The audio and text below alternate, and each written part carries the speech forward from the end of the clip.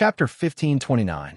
Since the dried bone sovereign was dead, the territory he left behind would certainly be divided up. After the two-headed, three-armed, and other sinner leaders passed through their initial ecstasy, they soon regained their composure. The mountain of flesh was the first to speak. His deep voice revealed an unyielding will that didn't back down. My domain isn't near the dried bone, but I still want to take a bite of this fat piece of meat.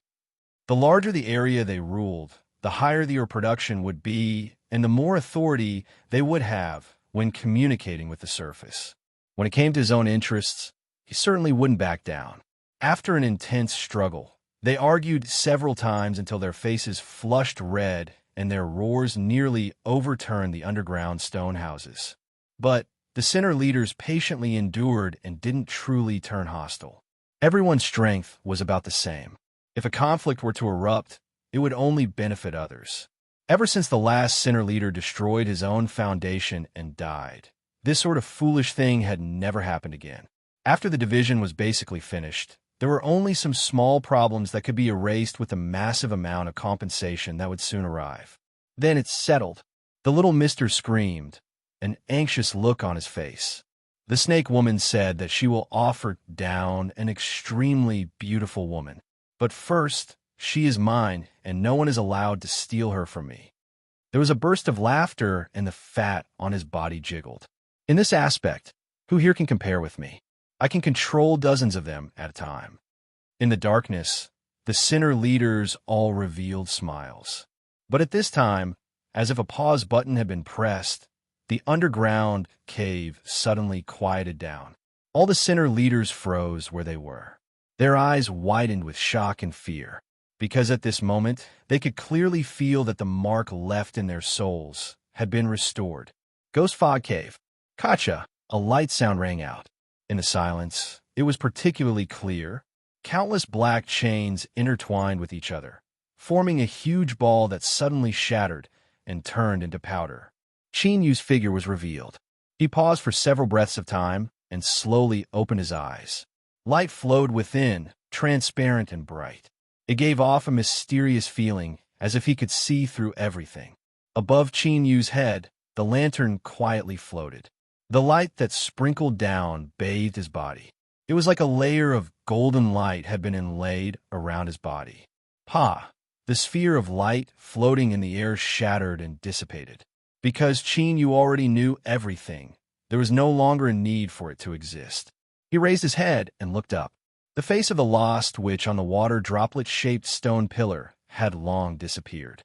After a brief silence, Qin Yu said, "Great shaman bewilderment, it looks like I am the one who survived to the end." He cupped his hands and bowed. This bow was not because the lost grand shaman was strong enough, nor was it because of the harvest he obtained from this matter. Instead, as the new emperor of the Berserkers, he had acknowledged and respected great shaman Los's attempt to go against the heavens and change the fate of the Berserkers. The front lines of the western wastelands and the western barbarians, the lands shrouded in curses, the border army camps were unable to hide. Who would have thought that all of this was just a disguise? Who would have thought that such a secret would be hidden in the depths of the earth that was covered by the boundless, terrifying curse? And this secret was right in front of Qin Yu. It was this teardrop-shaped stone pillar, or to be more precise, it could be called a spirit embryo raised by the heavens and the earth. It was born with the Saint Tao, and this was just its nascent state. In the endless years that followed, it continued to grow and awaken, its strength rising with it. It crossed the Saint Tao and stepped into the ruler realm. And now, the spirit embryo had the laws of space and time gathered within it. This was the reason why Qin Yu had stepped into the cave. In fact, if it weren't for the wisp of great shaman bewilderment's remnant soul being inadvertently sucked into the spirit embryo and then gradually resurrected, perhaps the spirit embryo had already given birth to true self-awareness. Then it had truly come back to life. Suddenly, a subtle fluctuation spread out from within the spirit embryo. Qin Yu's complexion changed. He could clearly feel that as the lost grand shaman died, the spirit embryo had begun the process of rebirth. It happened with incredible speed. Even as the thought flashed through his mind, a weak will appeared within the spirit embryo. He could hear the sound of crying in his ears, like a new child being born into the world. This cry was filled with endless pleading. It actually had the ability to recognize the outside world. It begged, hoping that Chinyu wouldn't do anything to stop it from forming. Chinyu frowned for a moment before composing himself. His eyes were as clear as water, and he lifted a hand. His fingertip fell on the surface of the spirit embryo. A great tide of his divine sense instantly rumbled within. Wah! In his ears, the cry was loud and clear. It was filled with despair, unwillingness, and resentment. In the next moment, it completely dissipated. This was the initial form of consciousness. Even if it was born from the spirit embryo of the heavens and earth, it was still far too weak. It simply couldn't withstand the impact of Qin Yu's divine sense. Like this, it vanished into thin air. I'm sorry, but this is the lucky chance of the barbarians. I cannot allow you to be born. Qin Yu lifted a hand and touched between his eyebrows. His complexion paled and his body shivered. With a light cracking sound, a crack appeared between Qin Yu's eyebrows. Radiant light surged outwards. This was the light of his own soul. Inside, wrapped in layers of light, was a soul fragment. Breaking apart the soul, even if he did it on his own initiative, was still extremely damaging. Moreover, what Qin Yu was doing now involved completely severing his source. This would cause his soul to be incomplete and a gap would appear. But this was precisely the result that Qin Yu wanted. Shua! A cold sweat instantly poured out. Beneath the light of the soul, even more colors were reflected. Qin Yu forcefully grabbed this soul fragment and pressed it towards the spirit embryo. Without encountering any resistance, the soul fragment instantly fused into the spirit embryo. Qin Yu let out a deep breath. He took 2 steps back and sat down cross-legged, closing his eyes to restore his soul. One day later, Qin Yu opened his eyes. His complexion was still slightly pale. This was the blood damage caused by the splitting of his soul. It wasn't something that could be repaired in a short period of time. It would take a long time for him to slowly restore it. He looked at the spirit embryo. He could clearly feel the connection between him and it. The soul fragment that was sucked in felt pitch black. But this was normal. It was like a seed that had been buried in the ground. It needed time to grow and wait before it could break through the soil and sprout. At that time, Qin Yu could be considered to have truly grasped this spirit embryo. Even so, because the soul fragment had fused into the spirit embryo, Qin Yu could already feel its gift. Even so, because the soul fragment had fused into the spirit embryo, Qin Yu could already feel its gift. Or, to be more accurate, Qin Yu was together with the spirit embryo, sharing the nurturing of the heavens and earth. The spirit embryo was born from the heavens and earth. As time passed, it would gradually grow stronger and stronger. Now, Qin Yu had also obtained the care of the heavens and earth. And this was the key reason why he didn't hesitate to shatter his own soul and even sever his source in order to plant a soul within the spirit embryo. Now, it seemed that he had succeeded. The air trembled. The phantom of a stone pagoda appeared. Its voice trembled, revealing an unconcealable excitement. It couldn't hide its excitement and joy. Congratulations, Master. Congratulations, Master. You have successfully planted the spirit embryo and will receive the support of the heavens and earth. Your cultivation will surely advance by leaps and bounds. Qin Yu couldn't help but smile. The stone pagoda's words revealed the entire truth. From then on, he and the spirit embryo would receive the support of the heavens and earth. Their road of cultivation would be unimpeded. In the past, great shaman Bewilderment had discovered this spirit embryo underground. This was the reason why he had desperately defended the mine. Thus, this led to a long and terrifying war between the Western Wilds and the Western Barbarians. Both sides had suffered over 1 million casualties. The Western Wilds always believed that the reason the barbarians fought to the death was because of this mine with an astonishing amount of resources.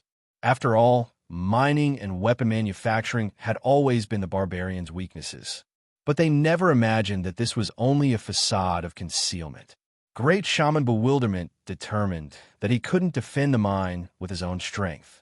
Thus, at the cost of his own destruction, he borrowed the millions of dead soldiers on the battlefield to lay down the most terrifying curse of the barbarians. His goal was to protect the secret of the spirit embryo. It was likely that before he died, he already had a certain degree of understanding towards the spirit embryo.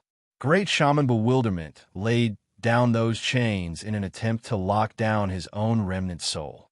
Or rather, he wanted to lock down the spirit embryo itself. As for what happened during this period of time, it was impossible to find out. Great Shaman Bewilderment's remnant soul smoothly survived and occupied the leading position of the spirit embryo. He discovered that Qin Yu was the new barbarian sovereign and deliberately released fluctuations of his aura to lead him here.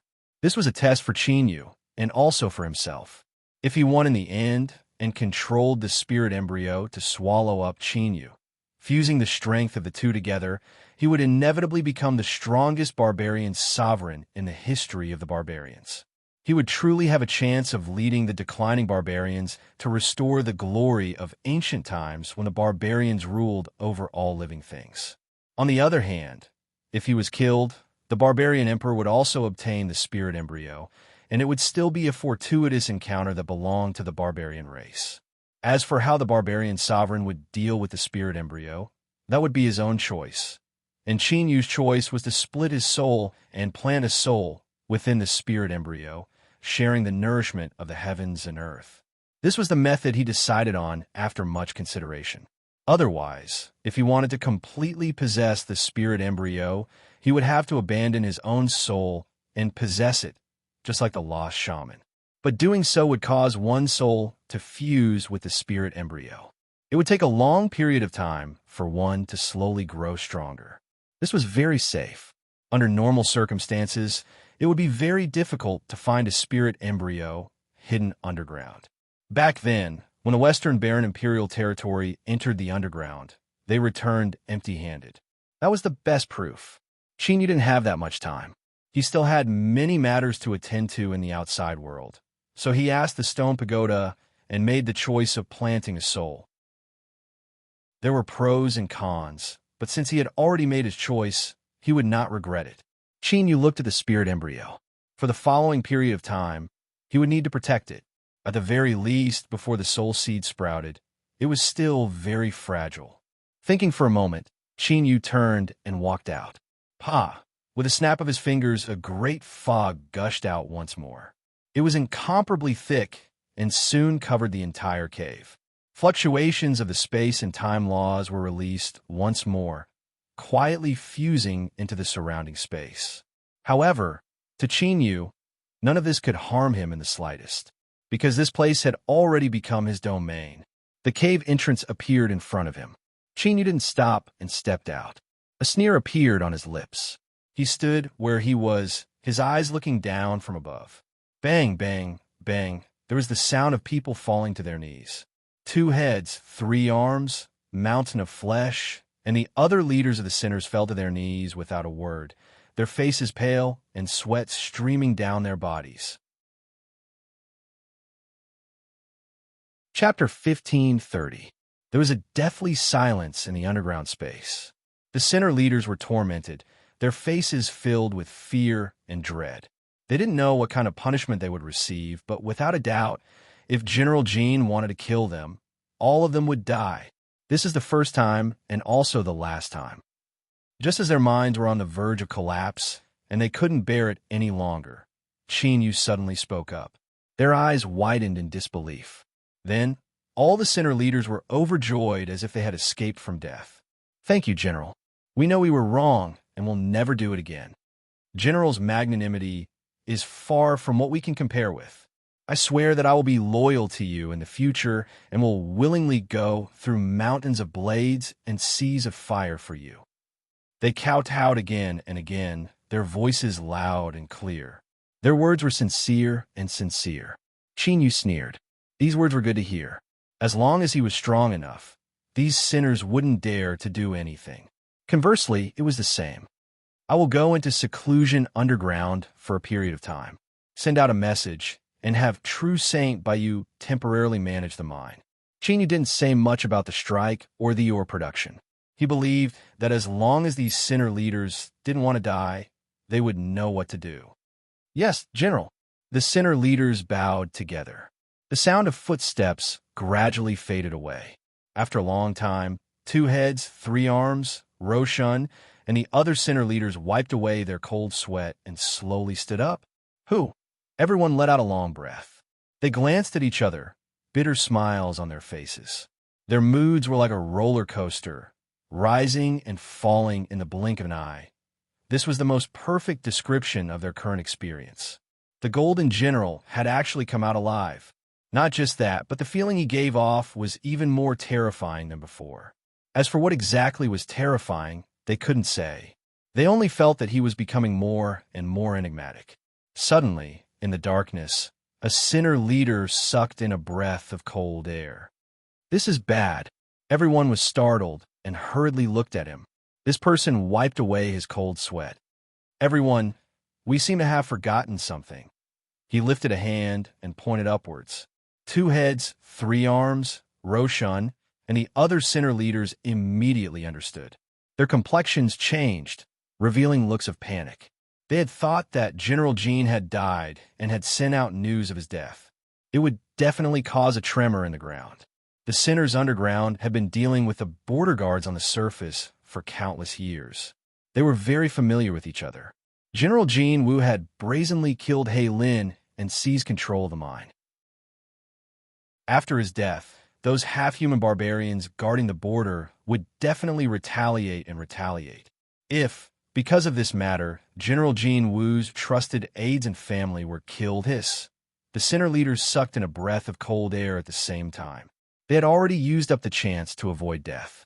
If something were to go wrong again, they had no doubt that Jean Wu would have the courage to kill them all. Quick! Immediately send a message to the surface. Big Head's lips trembled. He hoped that those idiots hadn't done anything irredeemable. As for Qin Yu, he only said that he would go into seclusion underground and then left. No one knew where he had gone. Thus, it was naturally impossible for them to tell him what had happened. In the mine, the border army had made many attempts to deal with the barbarian curse. Although they couldn't completely resolve it, they could still temporarily isolate it by paying a certain price. Jiang Chengzi led 100 of his personal guards into the mine with a gloomy face. This old general of the border army had experienced countless battles in his life. At this moment, his heart was filled with malice, and his whole body was emitting a murderous aura. Even the half-human barbarians, who had always prided themselves on being ferocious, showed fear on their faces. Without stopping, he rushed straight into the mine's guardian department. This was the organization with the highest authority here in name. The Snake Woman had just grasped power and was currently immersed in it. She didn't want to give it up for even a moment. At this time, she just happened to be in the Guardian Department.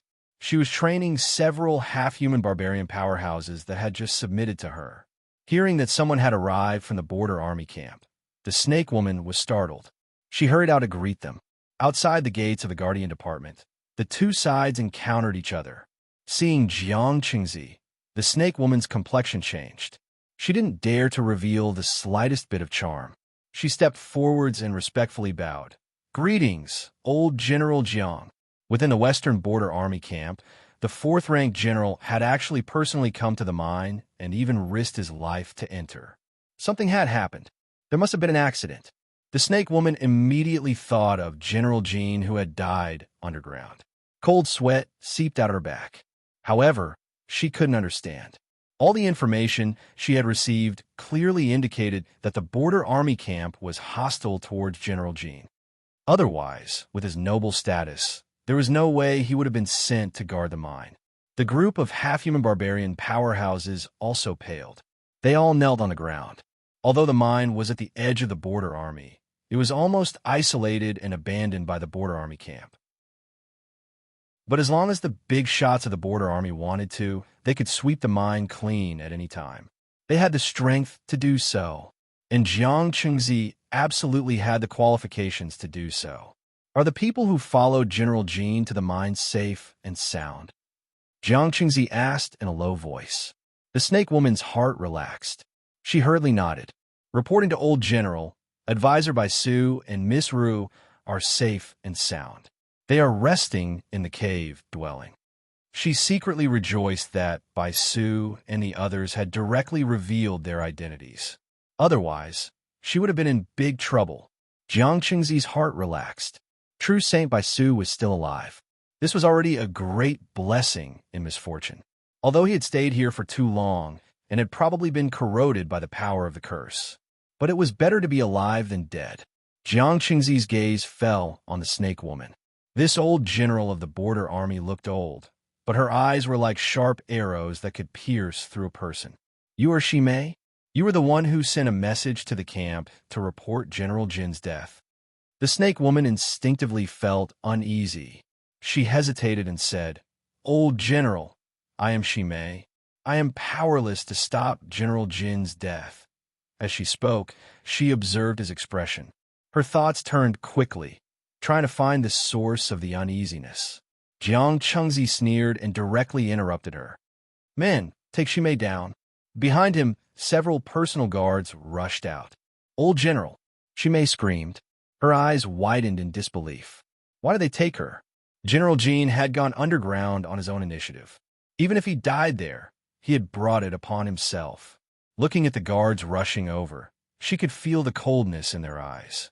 Shimei's mind was shrouded in fear. They want to kill me. Ah! With a loud cry, she turned around and fled. A cold light flashed in Jiang Qingzi's eyes. He lifted a hand and punched out. This old general of the border army always gave people a feeling of extreme old age. Moreover, he rarely fought in front of others. Many people didn't know just how strong he was. At this time, his fist came crashing down. It was like a collapsing mountain, instantly pressing down. He wasn't a ruler, but this fist contained the endless slaughter of his army and the terrifying slaughter energy condensed within it. Its might wasn't any weaker. Bang! Snake Woman, who had fled a certain distance away, suddenly stopped screaming. Her body was directly smashed into pieces, and only her head rolled on the ground with a gurgle. Her eyes were wide open, filled with fear and deep confusion. Even as she died, she still couldn't understand why she had been killed. Jiang Qingzi drew back his fist. His eyes swept over the shivering, half-human barbarian. He coldly said, The mine guard, Shimei, conspired to assassinate General Jin. She was put on trial today and attempted to escape. I killed her on the spot. Did any of you participate in this matter? General Jin's death was Shimei's plot? This lascivious hussy actually had such a trick up her sleeve? The half-human barbarians felt it was strange, but seeing that Jiang Qingzi didn't seem to have any intention of venting his anger on them, they didn't dare to hesitate. Old General, all of this was done by Shimei alone. We were forced by her and had no idea at all. I asked the old general to investigate clearly. Jiang Qingzi waved his hand.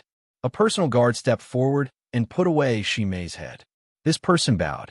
Without pausing, he turned and headed straight for the main camp. In the commander's tent, he was still waiting for the head to be sent to the imperial capital along with General Wu's report. General Jin had died underground. As the commander of the border army, Wu Tongtian had to give an explanation and give the imperial capital a result. This matter could be considered to have come to an end. Even if His Majesty was dissatisfied, it was said that the imperial capital hadn't been stable recently. In addition, the will of the military had always been independent and unyielding. It wasn't that they feared the suppression of the imperial families. The greatest possibility was that His Majesty had tacitly approved of this result. Jiang Qingzi took a deep breath and suppressed these thoughts. Summon advisor Bai Su. He had to bring this nephew of the sky-bearing king away as soon as possible. As for how to repair his relationship with the sky-bearing king, he also felt a headache. Yes, old general. Soon, True Saint Bai Su rushed over. His eyes lit up when he saw Jiang Qingzi. He bowed respectfully. Nephew greets Uncle Jiang. There were no outsiders here. so he naturally chose a more intimate form of address. He thought back to the cold treatment and suppression he had received when he entered the border army. Then, when he entered the mine, he was shocked again and again. Shocked. True Saint Baisu's emotions fluctuated and his eyes turned red. Jiang Qingzi thought that it was because of his own tragic experiences, and guilt rose in his heart. Baisu, this matter was indeed because I didn't think it through and made you suffer. He took a deep breath and then exhaled. Don't worry, I came here today to bring you away. Although the curse of the barbarian race is terrifying, it doesn't mean that there is no way to get rid of it. True Saint Baisu wiped the corners of his eyes and cupped his hands. Thank you, Uncle Jiang. I am fine for now. I will wait here for General Jean to come out.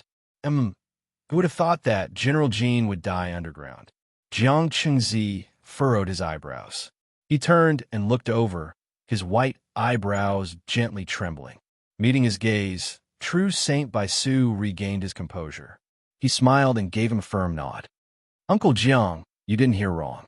My general is still alive. The barbarians in the mine have made a mistake. His lips curled up in a cold sneer. These bastards. Once General Jean comes out, they will surely suffer. At this time, he didn't know that she may have been killed. Jiang Qingzi. General Jean Ning Qin hadn't died. If this was true, then what were the people in the mine? The border army camp was the real deal. They had made a huge mistake and made a joke of themselves. Nephew Baisu, are you speaking the truth?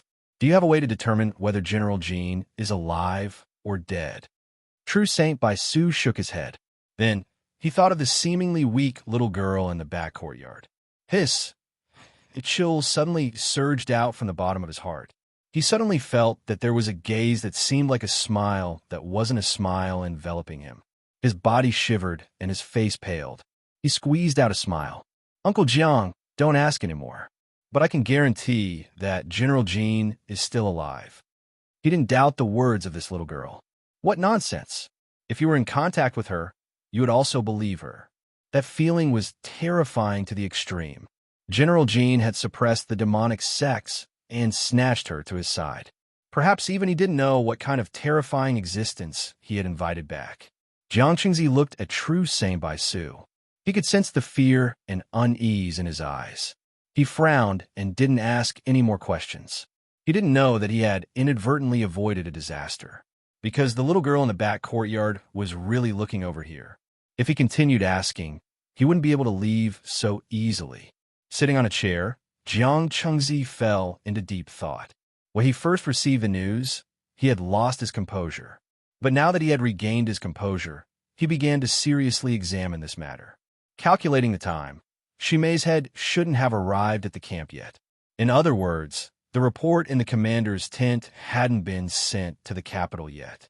If Jiang Qingzi wanted to, he had a way to stop this matter. But why should he stop it?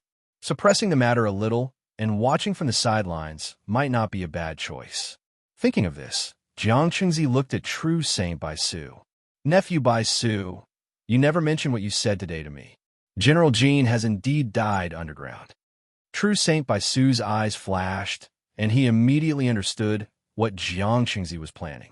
Although he didn't know the specifics, thinking about how the border army camp had always been suppressing him, he revealed a cold smile.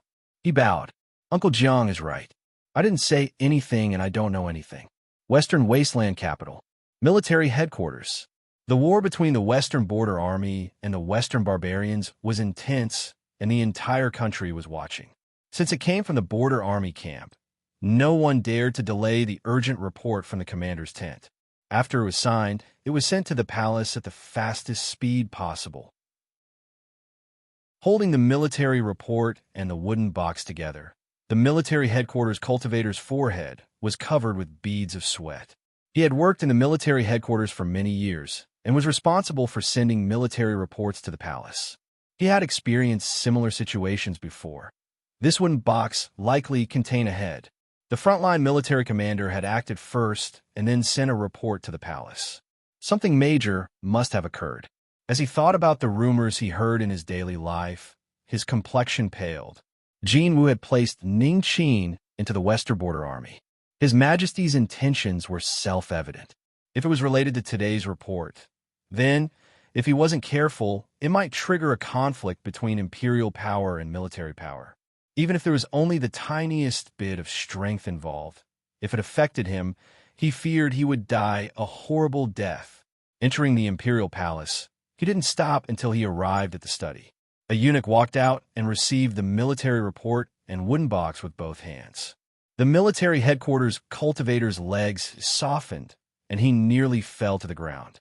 The eunuch looked at his distressed appearance and then at the wooden box. His expression turned dignified. He hurried into the hall.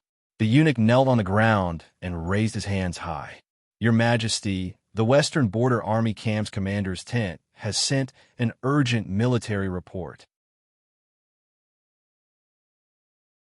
Chapter 1531. Study Room. With the sky-bearing king in the lead, several officials frowned. Beads of sweat could be seen on their temples. The military report had been read, and the wooden box was opened. There was indeed a human head inside. It was a woman. She looked quite beautiful, but no matter how beautiful a woman was, only a head was left. No one would be interested in her. His Majesty sat high above. His figure was blurry behind the bead curtains, and his breathing was calm. But everyone could clearly feel the rage in His Majesty's heart. It had been many years since His Majesty had lost his composure like this. What did the military report mention? Pa! A light sound came from behind the bead curtains. The Western Wasteland Great Emperor placed the jade slip on the table. He looked up. His eyes were cold and indifferent as he looked at the officials below. Golden General Ningqin has died. Inside the hall, the air froze, and everyone stopped breathing. At this moment, they finally understood why His Majesty was so angry. Wu Tongtian. He actually had the guts to do this. Then they thought about how His Majesty had gathered them today to discuss the turmoil in the imperial capital. Several of the imperial clan's important officials all felt as if they were in a precarious situation. His Majesty must be furious. Moreover, he was even more furious because even though he could see everything clearly, he could only choose to endure it. The imperial clans would not support a majesty who was about to abdicate and shake the stability of the military. Especially now, the struggle between imperial and military power could not be allowed to happen. "Your Majesty," the sky-bearing king knelt on the ground. "I am willing to go to the border army." His attitude caused the other important officials of the imperial clans in the hall to reveal looks of surprise. Then, a look of shame and admiration appeared on their faces. His Majesty was about to abdicate and hand over power.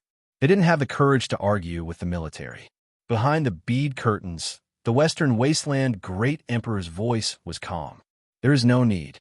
General Wu has already investigated the truth and killed the mastermind. I trust in the decision and judgment of the border army general." A trace of sadness appeared in the sky-bearing king's eyes. His Majesty had backed down.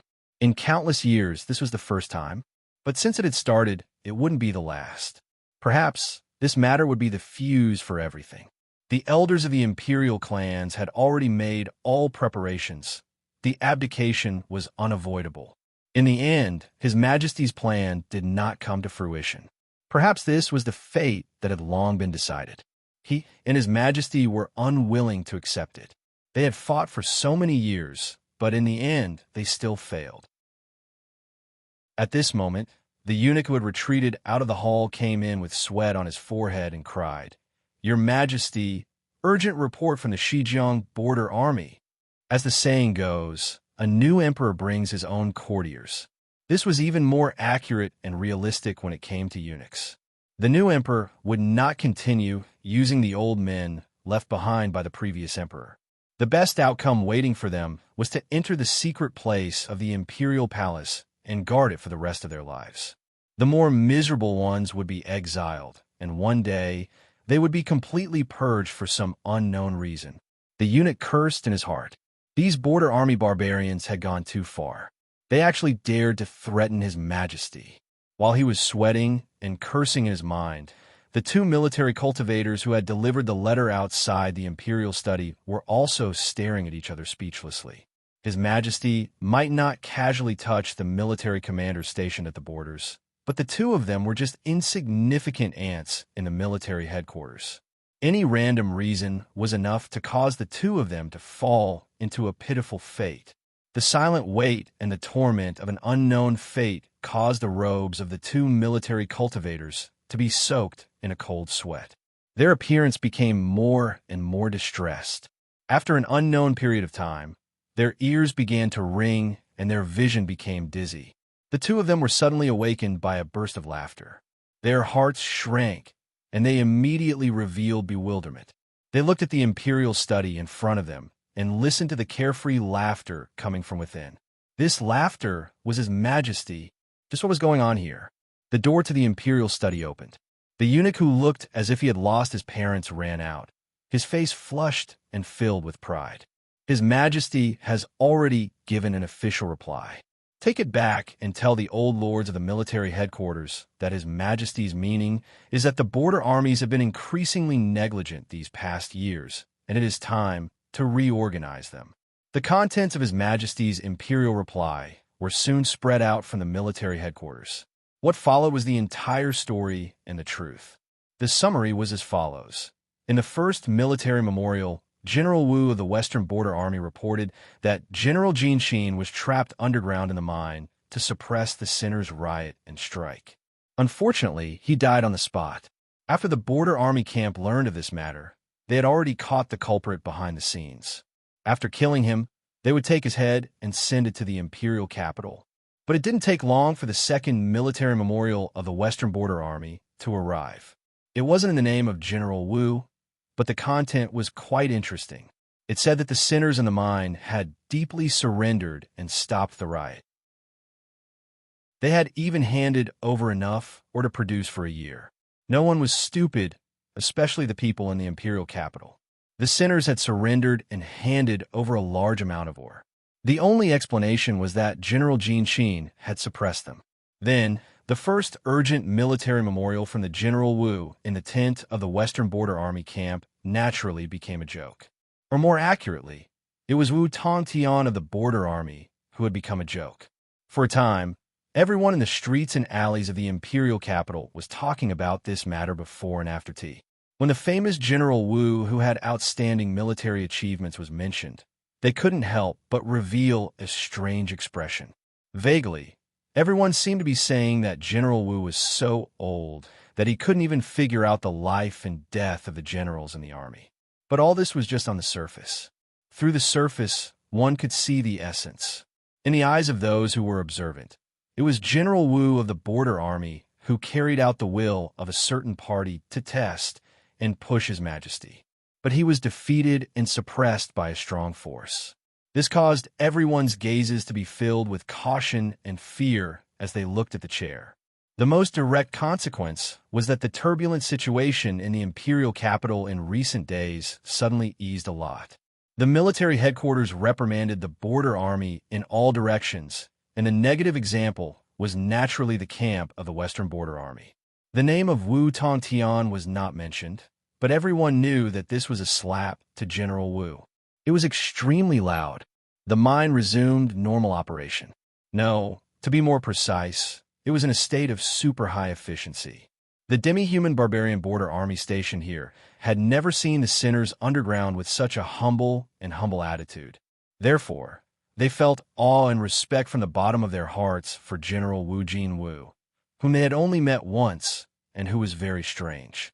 Although they were half-man barbarians who had been infected by the curse of the barbarians and were a different species in the border army, they still came from the army. The temperament of a soldier flowed in their bones, and soldiers always respected and admired the strong. Jiang Chengzi couldn't help laughing, shook his head, and showed a little helplessness. His plan was not like this. He should wait a little longer. But those underground sinners were really frightened by General Wu Jinwu. They didn't dare to have the slightest delay and directly send out the oars. His arrangement was ruined. This matter couldn't be hidden. He was clear about General Wu's means. The mine seemed to be a forbidden place, and everyone in the camp avoided it. But he must have made arrangements here. The second military report in the camp must have been sent out. No matter what name was used, it was definitely not General Wu. He had been a general and a general for many years, so he still had a deep understanding of General Wu. Counselor Bai Su, since General Wu Jinwu is safe and sound, I will go back to the camp to report. General, have a safe trip.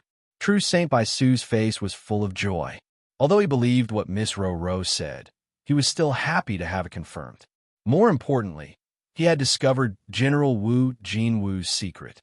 To others, the mind was a plague that they couldn't avoid, but in his hands, he might be able to turn it into a flower.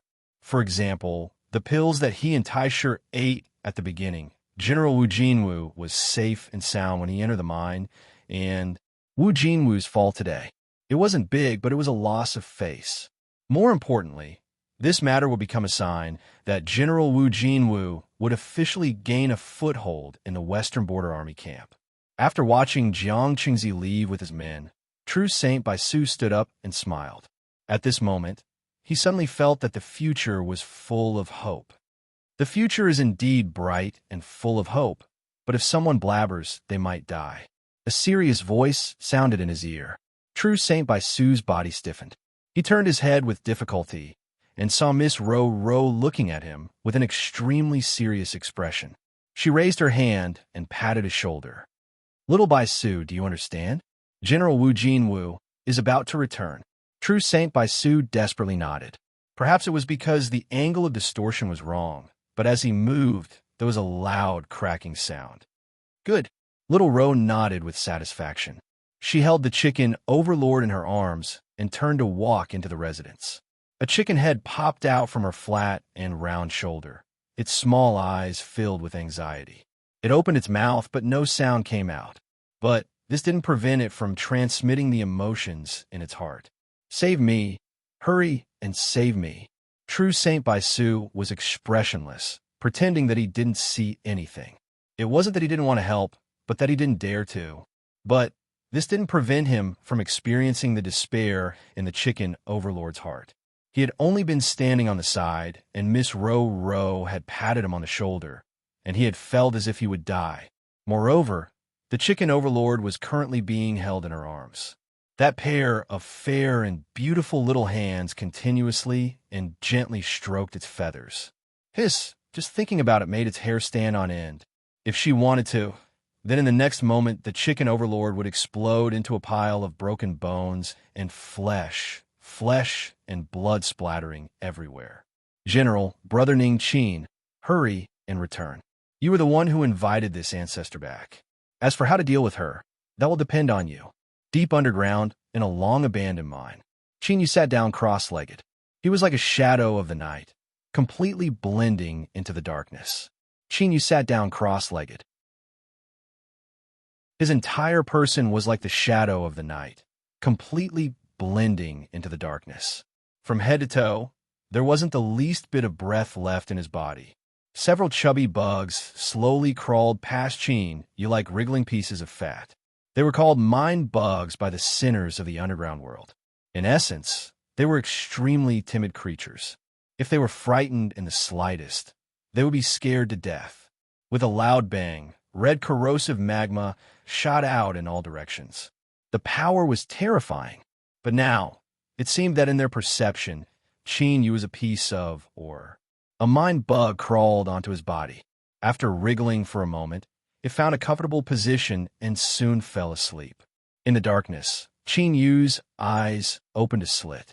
He glanced at it, a light smile on his face. In the distance, there was still darkness that covered Qin Yu's eyes.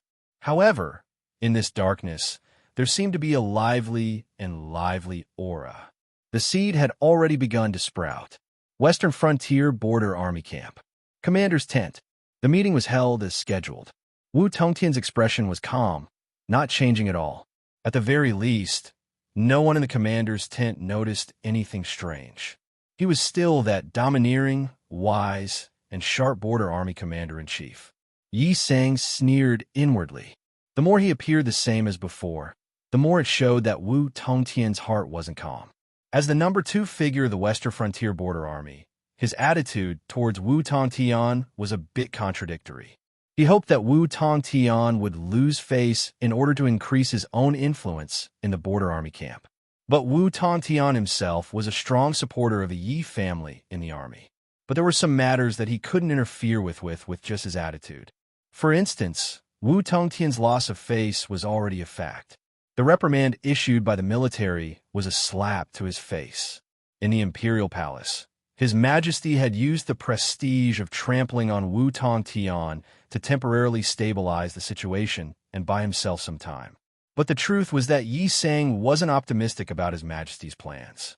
The Emperor clans ruled the Western wilderness, but His Majesty, who held great power, needed to reincarnate and be replaced. This was a rule set when the Western wilderness was first established, and no one could change it. Even if His Majesty was a great strategist with superb methods, so what if he could stabilize the situation for a while? In the end, there would be more and more voices and more forces that would force him to abdicate. After all, this involved everyone's interests. The meeting ended. The general stood up and bowed, more respectful than before. They were all old foxes that had been in positions for a long time. No one wanted to be remembered by Wu Tongtian at this time. Moreover, it was just a slap to the face by His Majesty. Wu Tongtian's status was still stable. As long as he was the commander of the Western Border Army, they would never show the slightest bit of contempt or neglect. The tent quietened down. Wu Tongtian rubbed his face hard. This was a habit he had for many years to recover his energy when he was tired. A cup of brewed strong tea was placed in front of him. It was steaming hot and had a slightly bitter fragrance. The tea leaves weren't good. It was only produced by a few wild, old tea trees on a barren mountain at the border. But Wu Tongtian was used to drinking it and hadn't changed it for many years. The advisor in the tent who served the tea smiled bitterly. He hesitated for a while and said, "Commander, should we send a memorial to the imperial palace to explain?" This was an experienced and prudent suggestion. After being reprimanded by His Majesty, as an official, he had to express his attitude. Although Wu Tongtian wasn't liked by His Majesty, he had a high status. As long as he was willing to lower his head, the imperial capital would have to give him some face. For example, the shock caused by the reprimand of the border army could be quickly eliminated. Wu Tongtian drank a few mouthfuls of hot tea and shook his head. These are all minor details. His eyes were hidden in the water vapor, faintly discernible. However, they gave off an extremely deep feeling. It was like he had crossed through the barriers of space and time, falling far away. "General Jin Wu." "Ning Qin," Wu Tongtian whispered, a trace of self-deprecation in his eyes. He had to admit that he had underestimated this chess piece of the Emperor Race's army. Someone that could be chosen by His Majesty was indeed unusual. He had been too careless before. After this matter, General Jin Wu had opened up a new situation. At the very least, he had gained a firm foothold in the Western Frontier Army. After this matter, he had revealed enough potential. Even if His Majesty abdicated, the Emperor Race and its successor would fully support General Jin Wu. It could be foreseen that he would have great achievements in the future. But Wu Tongtian coldly sneered. With his understanding of His Majesty, since he was so cautious, how could a chess piece in the army not have a backup plan? General Jin Wu was destined to be a chess piece. He was now, and he would be in the future. Such a life, no matter how glorious and resplendent it was meaningless. Chapter 1532. The west of the Western Wastelands was a land of endless wilderness known as the Western Barbarians. This vast land was occupied and ruled by the barbarians. They lived and multiplied for generations. Although this land was barren, it had never cut off the strong vitality of the barbarians. In the far west, there was a great mountain that spanned from north to south. This mountain was so high that it was like a natural chasm that divided the land of the barbarians into two. Now, on this great mountain, in the thick snow, there was a black temple that wasn't too big. From afar, it looked like a black spot in the pure white snow that covered the entire mountain. But when one looked at it, they could easily feel the unyielding will that this black temple gave off. It was like a giant, that carried a mountain on its back, standing silently between the heavens and the earth. No matter how the wind blew or how the sun shone, no matter how heavy the rain poured down, nothing could shake its body. Small but great, his scalp was torn. After it healed, it formed a scar that looked like a writhing centipede. The ascetic respectfully knelt on the ground, allowing the snow to cover most of his body. Only the area above his shoulders was exposed. "Teacher, disciple has returned." After saying this, he didn't move again. He only knelt on the snow.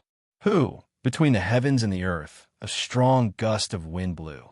It lifted up the dancing snowflakes that circled around him. The mountain was very tall, so the temple built at the peak was also very tall. The temperature was extremely low, causing the snowflakes to not be as soft as the ground. Instead, they were more like a hard ice crystal that had been frozen. With a crackling sound, the snowflakes hit the ascetic's face, breaking his skin and causing traces of blood to seep out. On his head, the wound that had healed began to bleed once more. Scarlet blood slid down his head and face, giving off hot steam in the ice and snow. Then, this hot air gathered above the ascetic's head, gradually forming a symbol. It was simple and vast. It gave off the aura of endless years, as if it had crossed through endless space and time, revealing its strength and value. The ascetic lifted his head. His eyes widened and his body trembled, revealing a look of excitement. But right at this moment, a light "pa" sound rang out, and the talisman shattered and dissipated.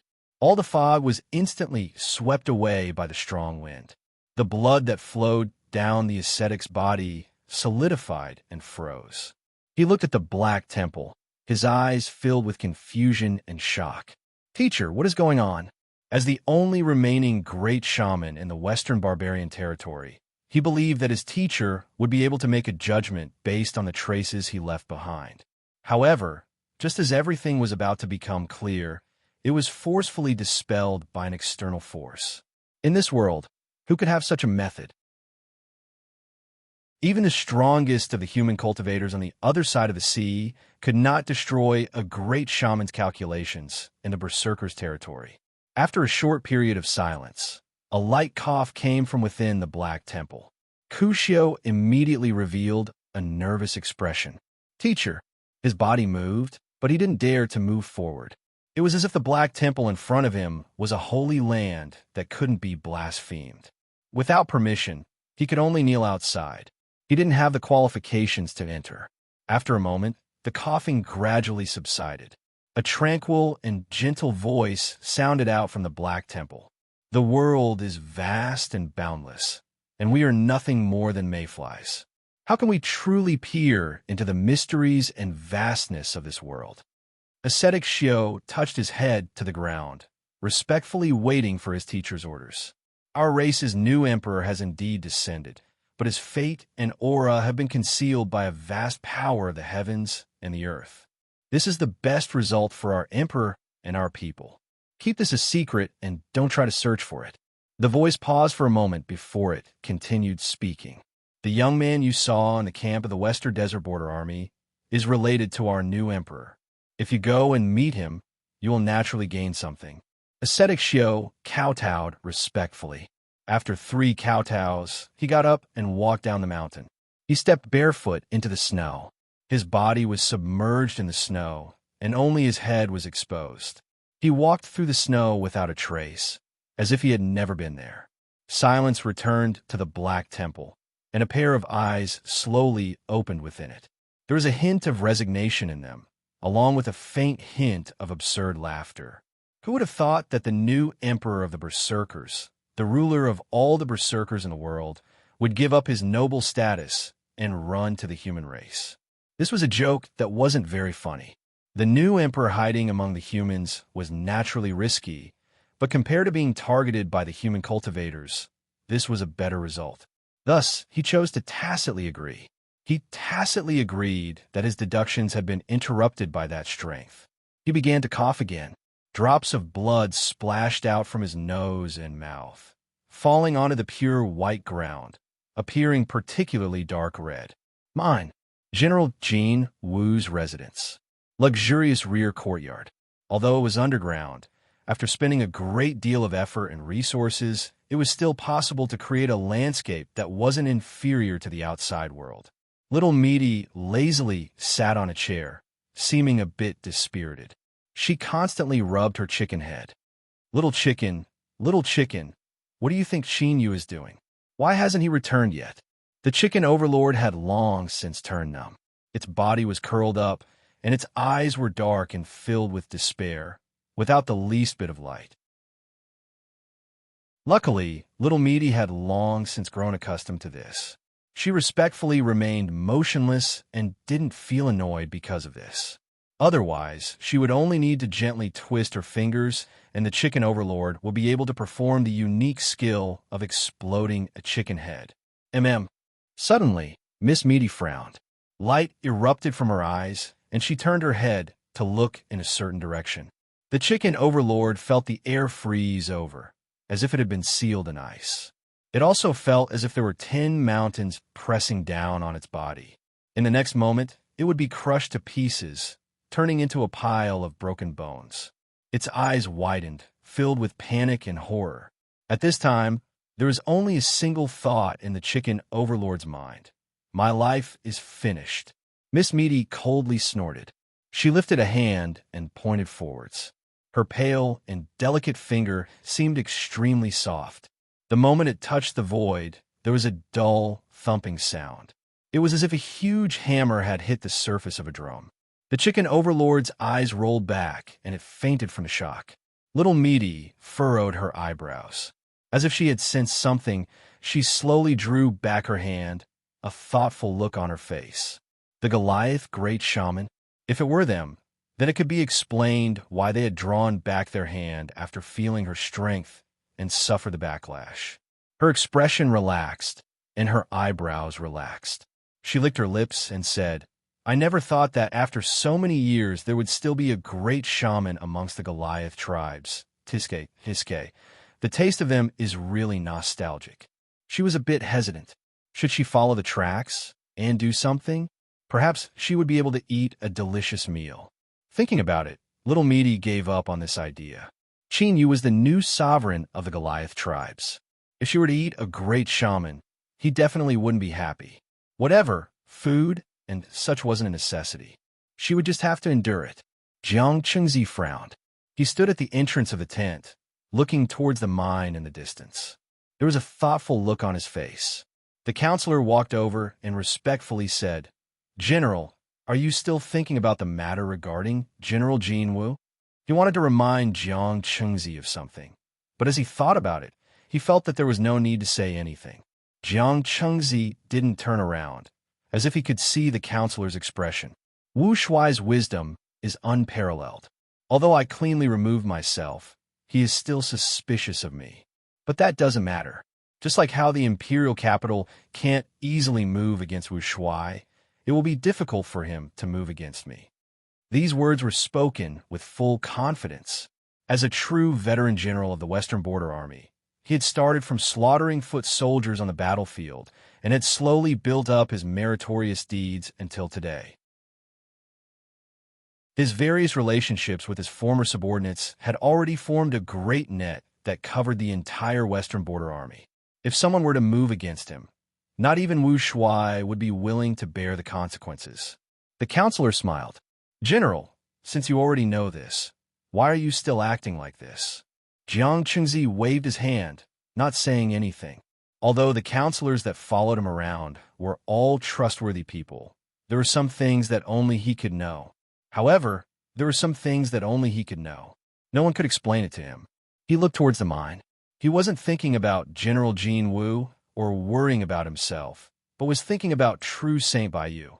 When he first said that General Jin Wu was still alive, there was a hint of fear on his face, as if there were some hidden troubles that he couldn't speak of. At that time, Jiang Qingzi felt a bit restless, so he decisively stopped himself and didn't continue asking. Afterwards, the more he thought about it, the more restless he felt. True Saint Baiyu's body seemed to be wrapped around by an extremely terrifying aura.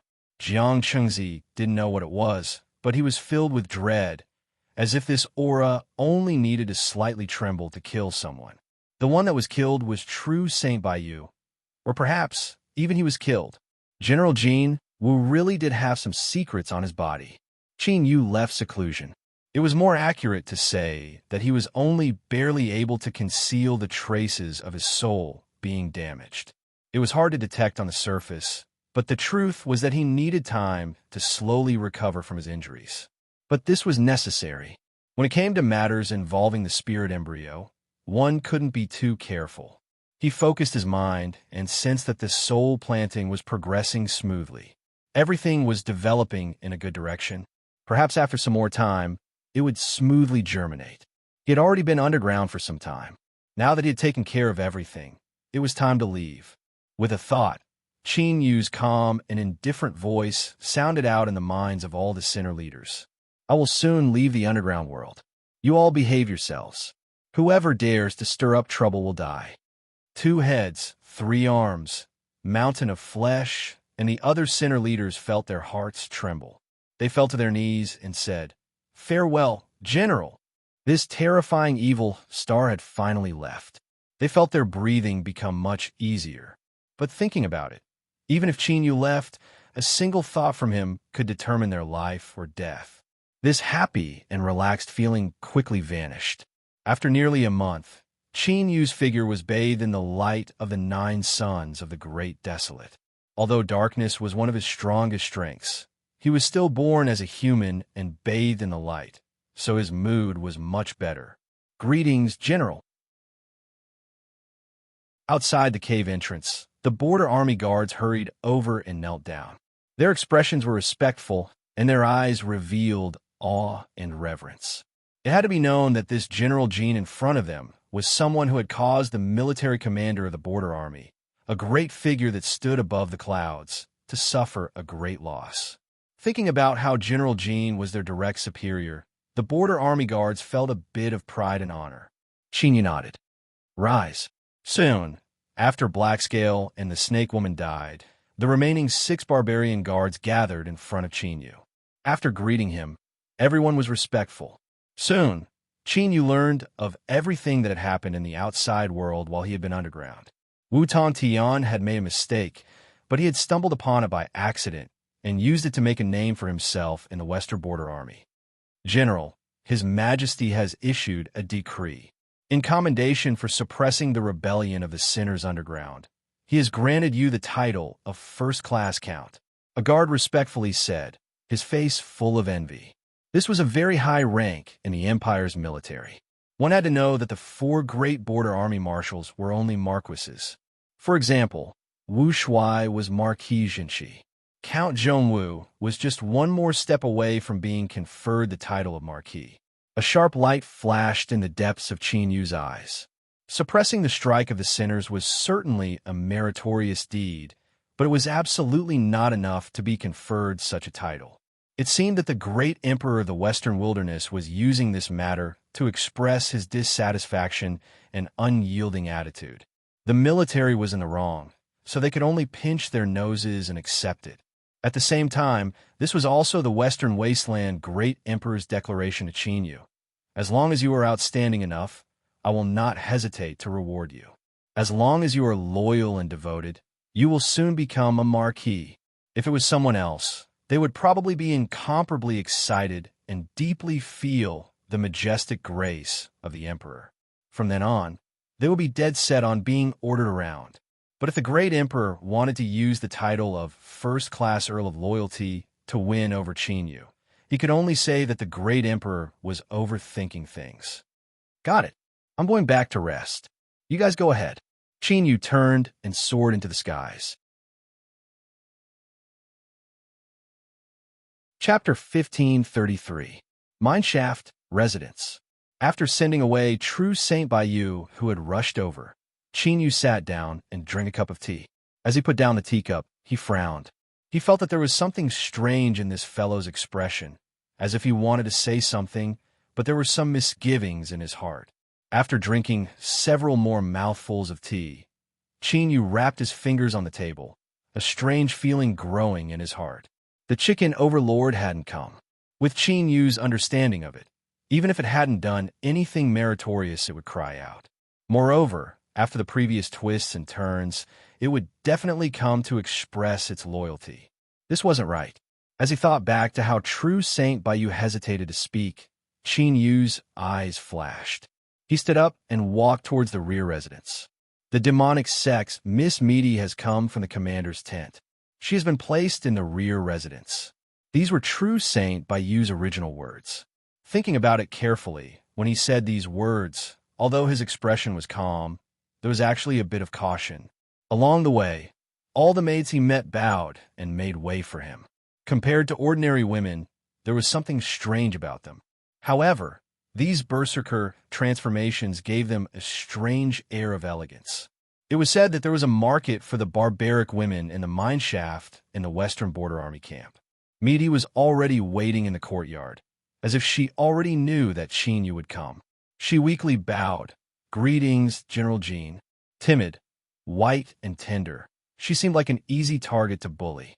On the side, if it could roll its eyes, then the chicken overlord would definitely make it explode. In front of Qin Yu, this woman's acting was truly good. She had a delicate and pitiful appearance, but when she was facing us, she wasn't like this. "Qin Yu, open your eyes wide and look at the true appearance of this woman in front of you.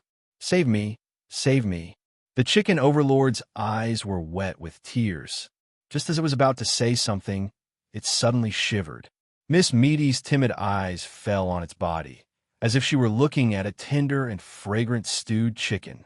Hiss! The chicken overlord sucked in a breath of cold air. It no longer dared to move, otherwise it was sure that its premonition would come true. Qin Yu's eyes widened for a moment before he composed himself. He looked at her with a cold expression. "Miss Meaty, since you kept your promise and followed me to the mine, I will naturally keep my word." He flipped his hand and took out a pill. "Eat this pill, and it will protect you from being corroded by the curse of this place." The chubby girl received the pill with both hands. "Thank you, General." Qin Yu nodded. "All right, I still have some matters to attend to, so I'll be leaving first." As the chicken overlord's eyes gradually filled with despair, he turned and left, soon vanishing from sight. "Little chicken, you weren't too obedient just now." A faint smile spread into the chicken overlord's ears. The chicken overlord closed its eyes and fainted. He poked the chicken overlord several times, confirming that it had truly fainted. The chubby girl curled her lips. "Little chicken, your courage is really touching." She looked up and looked in the direction that Qin Yu left in. She subconsciously frowned. Although everything in front of her was normal, she still felt that something was wrong. Qin Yu's aura had actually increased by several degrees. She couldn't clearly feel this change. Just what was this boy doing underground? Qin Yu left the rear residence and returned to his residence in the front courtyard. After closing the door, Qin Yu flicked his sleeves, and the rules of space and time in the room instantly changed. It wasn't too strong, but it was enough to serve as a warning. Any attempt to investigate this place would be directly exposed. After determining that the room wasn't being monitored, Qin Yu let out a deep breath, and his complexion paled. Just now, when Qin Yu first saw Meaty, he had seen a giant vortex behind her. Boundless and vast, it slowly revolved. Although there was no sound, it still gave off an extremely terrifying mental pressure. It was like it was the end of all things, like the destruction of all things in the world. Even the world itself could be swallowed up by this vortex. And this was the super strong perception that Qin Yu had obtained after successfully planting his soul into the spirit embryo and drawing support from its strength. Before this, he had already determined that Miss Meaty was hiding some secret on her body. But in truth, today's discoveries still far surpassed Qin Yu's expectations. Beads of sweat seeped out from his forehead. It was only at this moment that his heart, having lost control of itself, began to wildly beat. Just now, Qin Yu had only glanced at her. He had decisively cut off his connection with the spirit embryo. Otherwise, if he looked at her for half a breath of time, he feared he would arouse her vigilance. He took a deep breath and forcefully suppressed the chaos in his mind.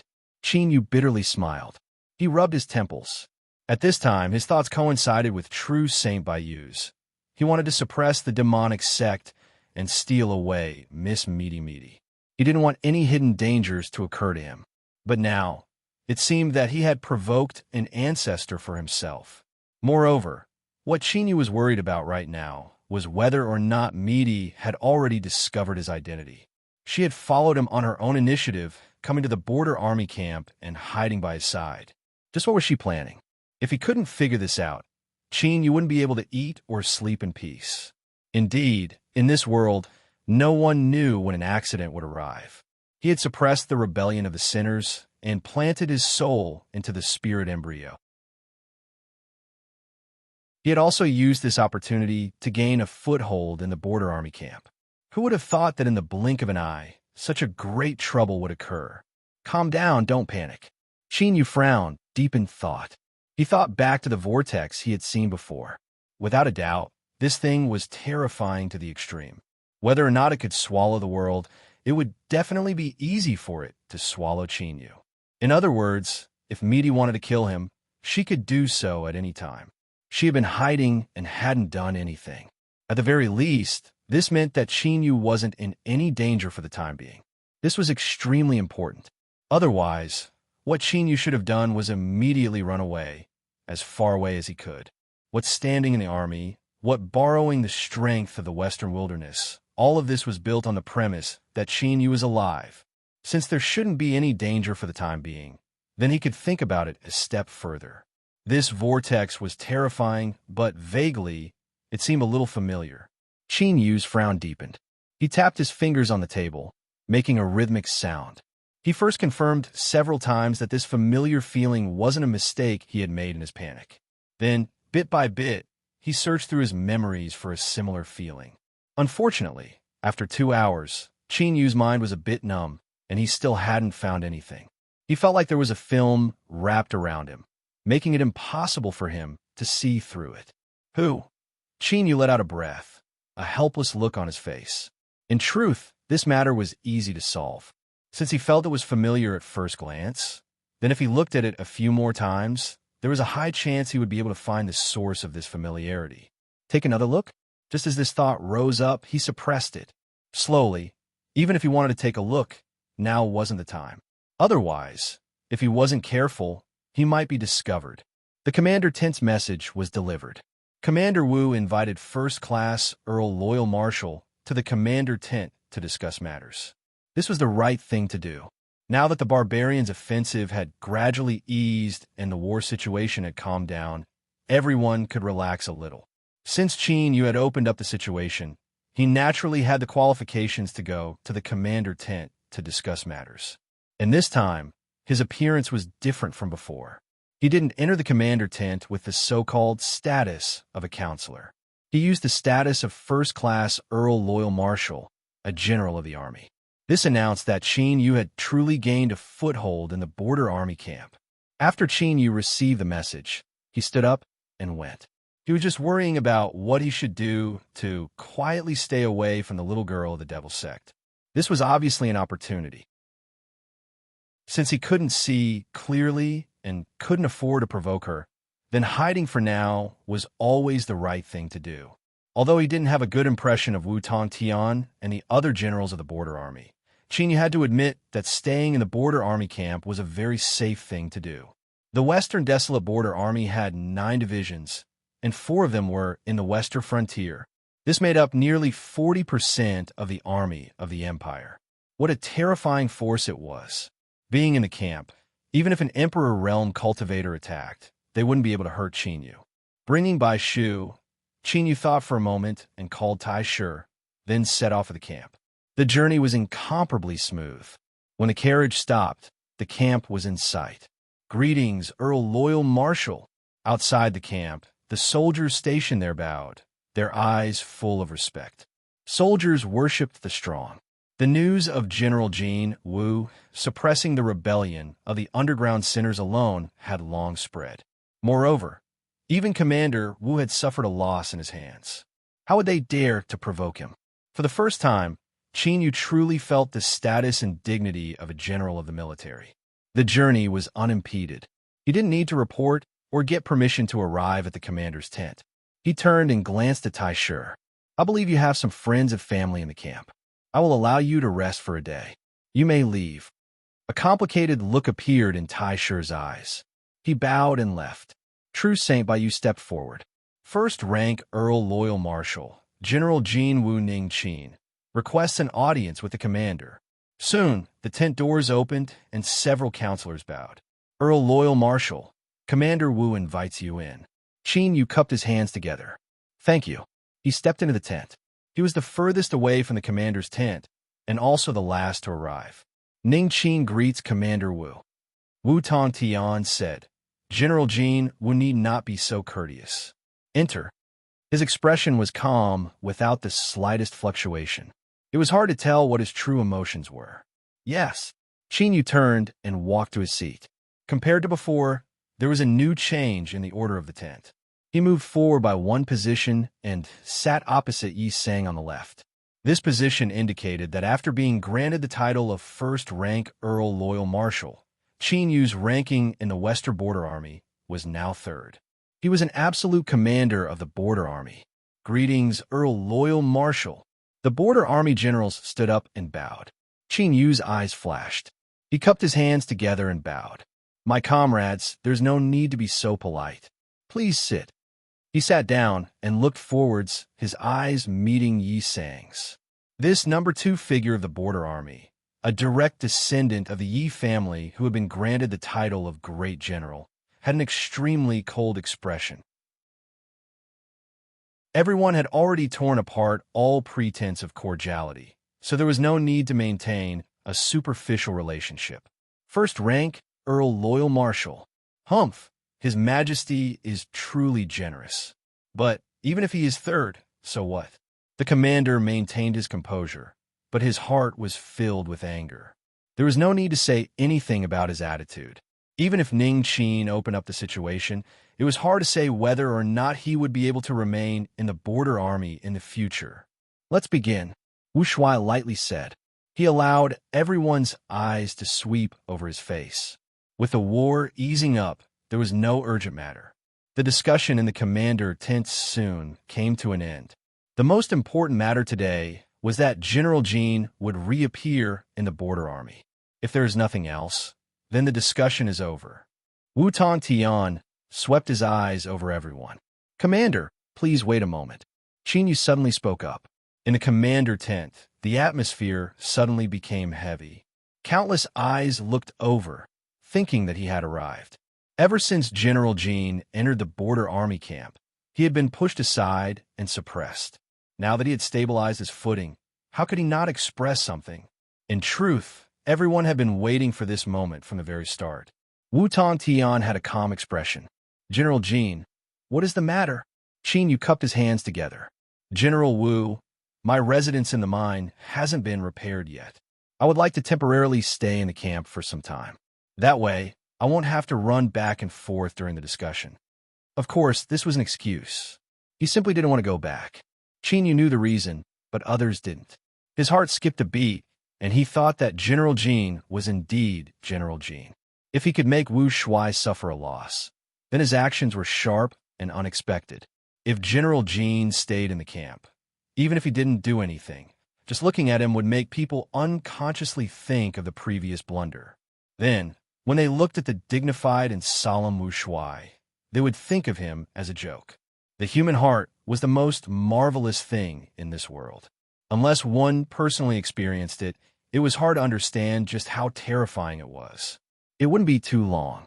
General Jean only needed to stay in the camp for a month, and the image that Wu Shuai had painstakingly built up over the years would likely be greatly reduced.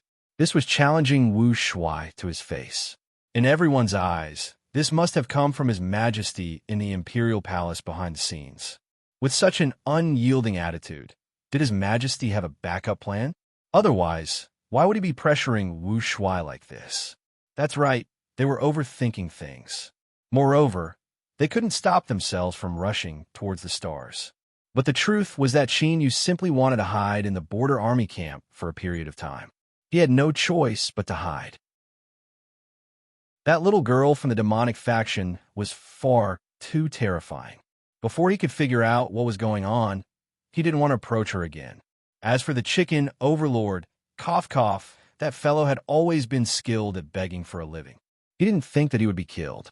As Qin Yu thought of that little girl, his heart sank and his reaction slowed. When he regained his composure, he could feel the shocked gazes around him mixed with awe and admiration. He immediately reacted. These fellows had gone off topic. Thinking for a moment, Qin Yu maintained his composure. Since they wanted to think this way, then he would let them be. He needed a reason to stay in the camp, and he could use one to his advantage.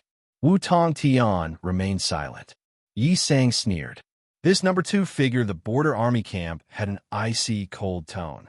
General Jean, according to the rules of the army, a garrison general cannot leave his post without permission. You have been ordered by the commander to guard the mine, so it is best for you to return as soon as possible. Qin Yu glanced at him. Nothing will happen to the mine. If there's an accident, I will bear all the consequences. Humph.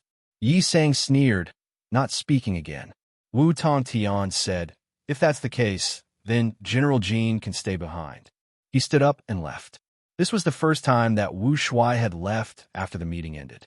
Looking at his back, the border army generals knew that no matter how good his composure was, facing General Jin's direct provocation, Wu Shuai would still be angered. He had used his actions to express his dissatisfaction. Chapter 1534. Outside the commander's tent, Zhao Chong had a friendly smile on his face. After whispering several words to Qin Yu, they agreed to drink tea together in the future and then bid their farewells. Turning around, the smile on his face faded and was replaced by a helpless look. Originally, they thought that Jin Wu would go to the mines and his future would be cut off. After that, there was even news of his death.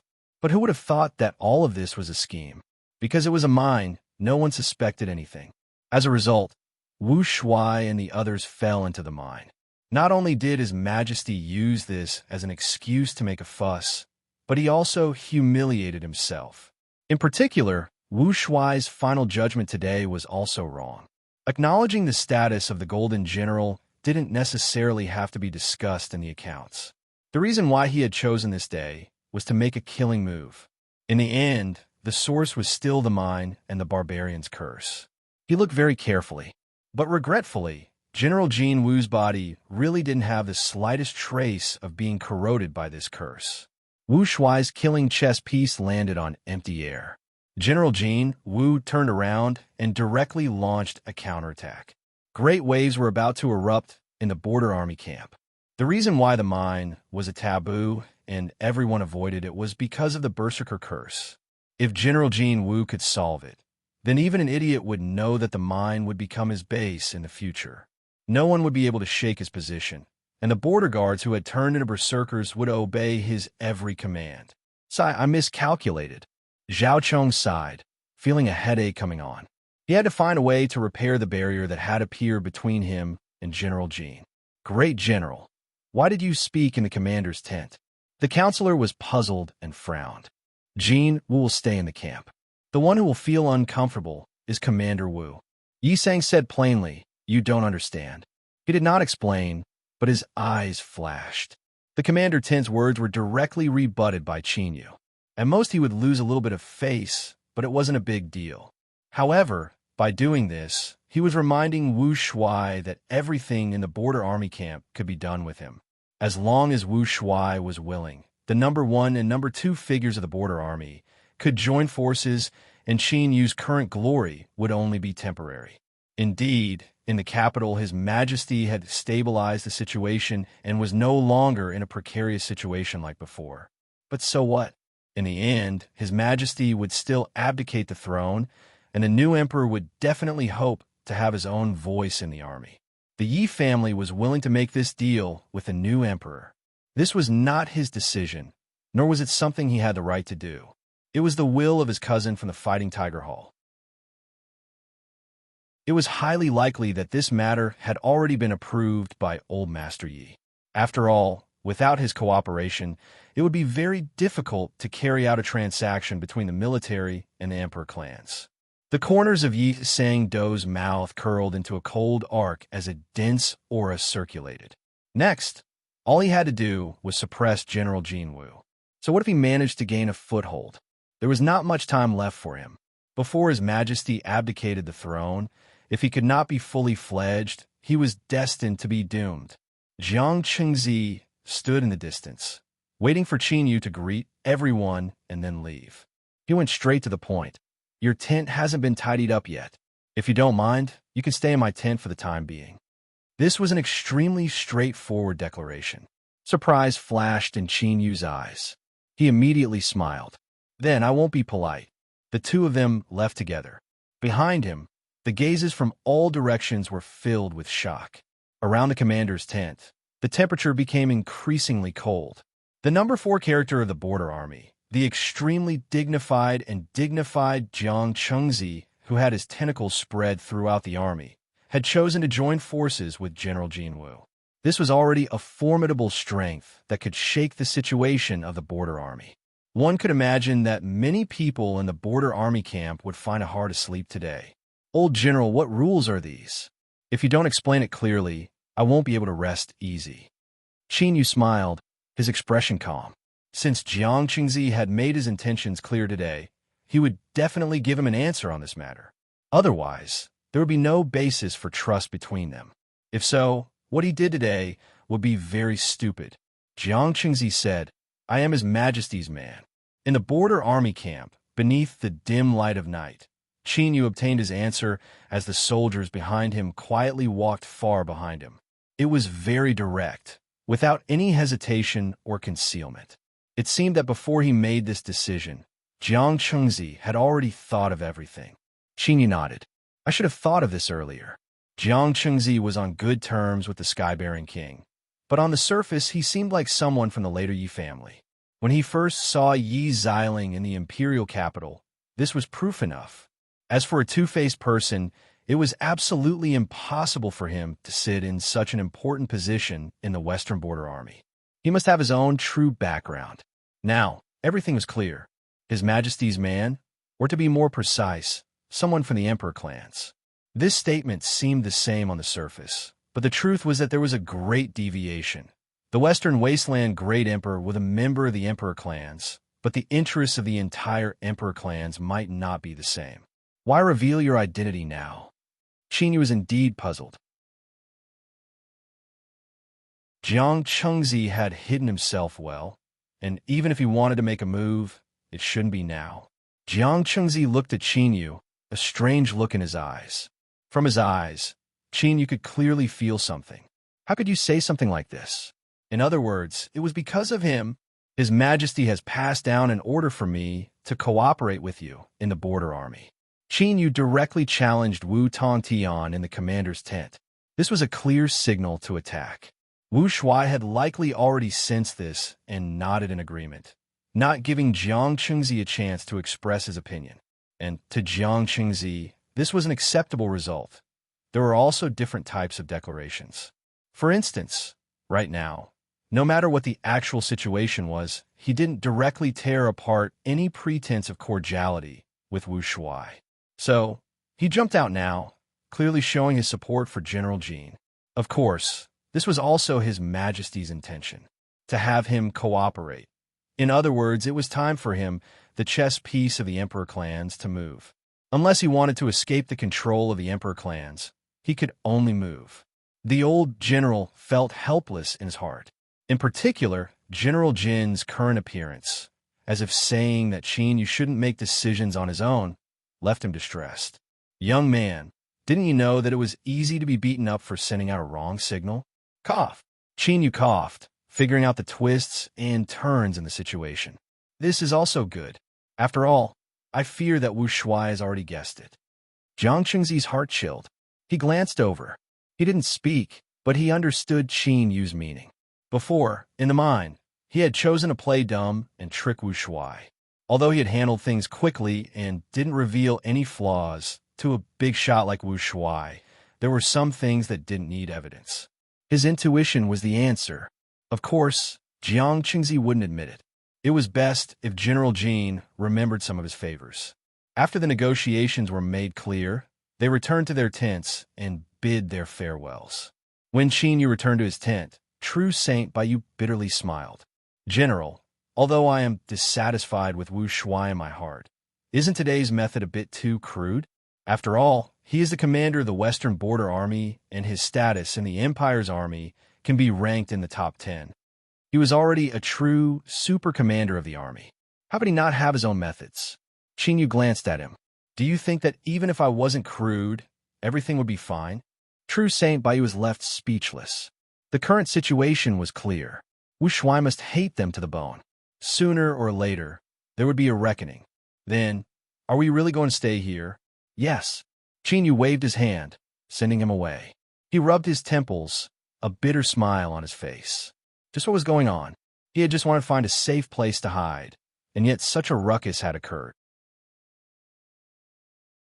Whatever, in any case, it was already like this. He might as well stay here and think about it later. But this wasn't the way to go. He had to find a way to solve the problem of the demonic sex little girl as soon as possible. He ran away. Chin actually ran away. I thought something was wrong, but he clearly disguised himself so well without any flaws. Little Meaty had a vexed expression. She pulled at her hair, unable to think of a problem. She squatted down and stared at the chicken overlord. Little chicken, tell me the truth. Did you do something in secret? The chicken overlord shivered. It thought that her question was too low level. Even if it really did something, it absolutely wouldn't dare to admit it. Moreover, this matter had nothing to do with it. It desperately shook its head, its attitude firm.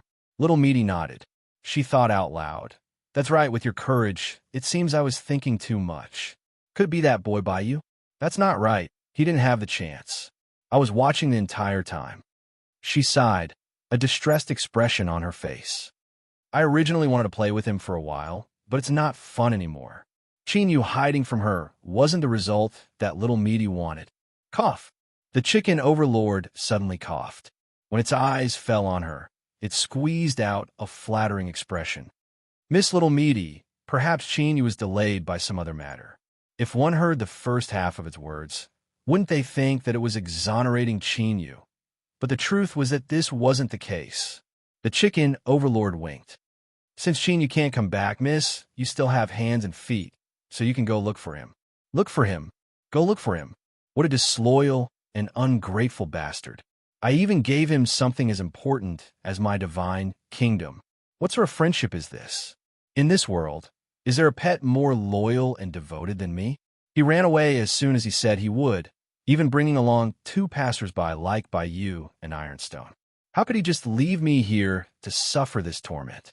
Humph humph. Chin, you were heartless first, so don't blame this overlord for being unjust. If he wanted to suffer, then everyone should suffer together. No one should think about it being good. Little Meaty's eyes brightened and her lips curved up. She reached out a hand and rubbed the chicken overlord's head. Little chicken, I've discovered that sometimes your brain is quite useful. Since she already suspected him, there was no point in continuing to hide. Since Chin was hiding, then she would go over. She wanted to see just what sort of expression this fellow would have when he saw her appear. Picking up the chicken overlord, Little Meaty pushed open the door and left. In the blink of an eye, she had returned to her usual weak and delicate appearance. General Jean Wu wasn't here, and Baiyu wasn't here either. As the only woman in the mansion, and one who was also very beautiful, no one dared to disobey her words. A moment later, a carriage drove out of the mine, heading in the direction of the camp. With no one driving the carriage, the chicken overlord sat in the driver's seat, wiping away its tears. It thought how miserable it was, how pitiful it was. It had actually been reduced to the fate of being a carriage driver. To order such a handsome chicken to do such a rough job, like driving a carriage, wouldn't that girl's heart hurt?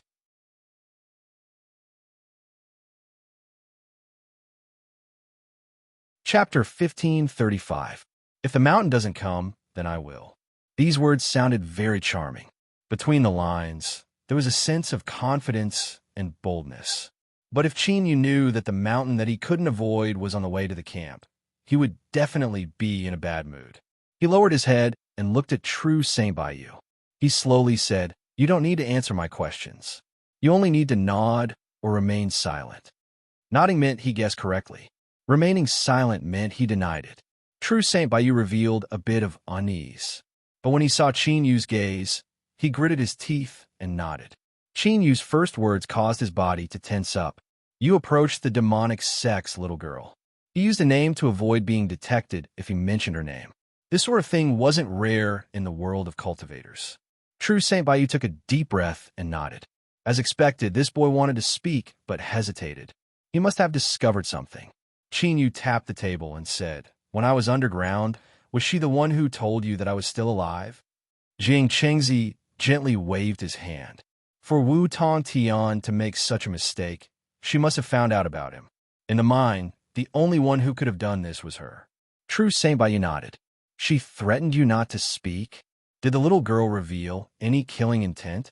Did she do anything strange?" After a series of questions, Qin Yu calmed down. His previous judgment was correct. There was indeed a great terror hidden behind the demonic sex, little girl. But towards him, there was no clear malice. At least, not yet. Qin Yu looked at True Saint Bayou, who was sweating profusely and had a pale face. An apologetic look flashed in his eyes. He waved his hand. "Go and rest." As if he had been pardoned, True Saint Bayou bowed and left in a hurry. He was really worried that if he continued like this, who knew when his head would explode with a bang. Qin Yu rubbed his chin. He thought about the demonic sex little girl. She probably knew that he would stay in the camp and not return. He wondered if she would sense something and what she would do next. She probably wouldn't dare to do something as ferocious as barging into the camp, right? Qin Yu's tent was quickly built with the help of some forces. Zhao Chong was the first to congratulate him. Although he only stayed for a while before leaving, the gifts he brought were very generous. Qin Yu could clearly see that he was trying to repair their relationship. Of course, being clear was one thing. Accepting it or not was another. Trying to erase the past with just a generous gift was too cheap. He would have to wait and see. Then, just like that, General Jean Wu settled down quietly in the camp. His duty was to guard the mine. He didn't need to intervene in the affairs of the camp. It could be said that he was extremely idle. Only when the commander's tent held a meeting would his figure be seen. Everyone could clearly sense that Wu Shuai's calm face above the commander's tent grew increasingly indifferent. He was shrewd and unmoving like a mountain, but that didn't mean that he wasn't angry. As long as he waited for the opportunity, the next moment his monstrous rage would come crashing down. Qin Yu's eyes were focused on his nose. His nose was focused on his heart. He sat steadily in the third position, like a clay bodhisattva. Now, even if Wu Tongtian had a falling out with them, he would not leave. The two troops were currently advancing towards the border army camp. One was near, and the other was far away. But the closer one was moving very slowly. And what was strange was that the one driving the carriage was a pheasant with beautiful feathers. The farther one was much larger. Moreover, they had an awe-inspiring aura and were rapidly advancing. According to this situation, they would arrive at the camp around the same time. With the pheasant as the driver, it was naturally meaty. She propped up her chin with her hands, looking out the window. It was clearly just a barren landscape. After all, most of the barbarian region was like this. But Meaty's eyes were bright, as if she were very interested. She would occasionally reach out her hand, waving it in the air. She was like a beautiful little fish. "Little chicken, what do you think about building a wooden house here, planting a green forest, and growing some fruits and vegetables?" The pheasant driver rolled his eyes. He thought that this was an idiot. This was the front line of the war between the Western Desolation and the Western Barbarians, and yet he wanted to settle down here. If they were sucked into the war, who cared if it was a wooden house, a green forest, or fruits? They would all be trampled into mud at any moment. But thinking was just thinking. He forcefully nodded, a flattering expression on his face that said, "Miss, you're right. They would soon arrive at the border army camp. Qin Yu would soon be the scapegoat. As for what happened in the future, he would let this ungrateful fellow worry about it." Thinking of this, the chicken overlord skillfully cracked his whip. With a loud crack, the carriage sped up even more. Ah, I really am a genius. I learn everything so quickly, and even driving a carriage is so handsome and elegant. In the commander's tent, Wu Tongtian laid down the jade slip, his eyebrows furrowed together. The sky-bearing monarch had arrived. He couldn't figure out just what His Majesty wanted to do. He had already paid the price for what happened in the mine. So could he still continue to be unforgiving? Did His Majesty really think that he was weak and easy to bully? In the tent, the atmosphere was heavy, as if the air had frozen. The counselors and subordinates all looked at the commander's figure with dignified expressions. In this situation, if they weren't careful, they would stir up a great commotion. How could the great figures of the imperial capital's military allow something like this to happen? The elders of the emperor races wouldn't allow His Majesty to stir up great waves, especially at this sensitive time. The sky-bearing king was expressionless. This time, he was ordered by the emperor to come to the western border army camp, but the process wasn't smooth. The elders of the military and the emperor races jumped out one after another to stop him. His lips curled up, revealing a mocking and cold smile. What a bunch of old fools. How could they understand His Majesty's great talent and strategy? The silence of the old Yi family was such a clear signal. But they couldn't even see this? Or, even if they did, they didn't care?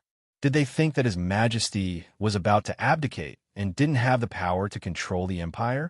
What a bunch of idiots. If His Majesty wanted to, he could beat these clowns into the dust at any time. But now was far from the time. What His Majesty wanted was not a moment of happiness, but a foundation that would never change. He wanted to lead the Western wilderness to become stronger and finally become the strongest empire in the desolate region, even to step on the central wilderness. And to achieve this, His Majesty needed to establish great merits. Only then could he break the old rules. This was the reason why he had come to the Western Desolation Barracks. To be honest, things were progressing faster than expected. His Majesty was a bit anxious, but the sky-bearing king could understand. The great emperor had always been strong, but after General Jin Wu's death, this was the first time he felt tired and powerless. His Majesty didn't want to feel this again. He had to complete his plan as soon as possible. Raising his head, a bright light flashed in the sky-bearing king's eyes. In the border army camp, he already knew that Qin Yu had made things difficult for Wu Tongtian. He had done very well in this matter. This was the attitude that His Majesty wanted. The reward from the first-class Earl Zhongwu was also a reward for his merits. Suppressing the underground sinners wasn't much. What he did was humiliate General Wu and help His Majesty stabilize the situation. This was the true merit.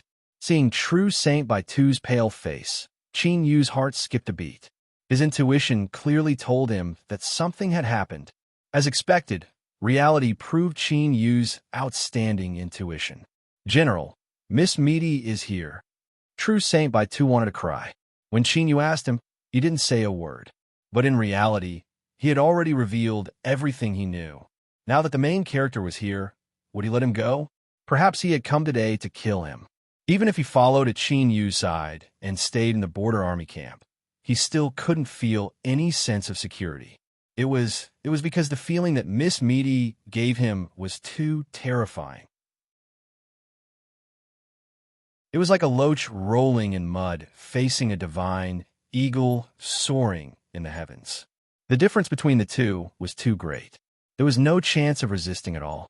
Qin Yu's face was ashen and his heartbeat sped up. He didn't hesitate to turn around and leave. Tell Miss Meaty that I have something to discuss with her. Ask her to come to General Wu's tent. Since he had already caught up, he couldn't hide anymore. He could only lay everything out in the open. Who was the strongest in the border army camp? Although Wu Tongtian hadn't revealed the slightest bit of his aura from start to finish, since he was able to sit so firmly in the position of commander, then he was undoubtedly the strongest person in the Western Border Army.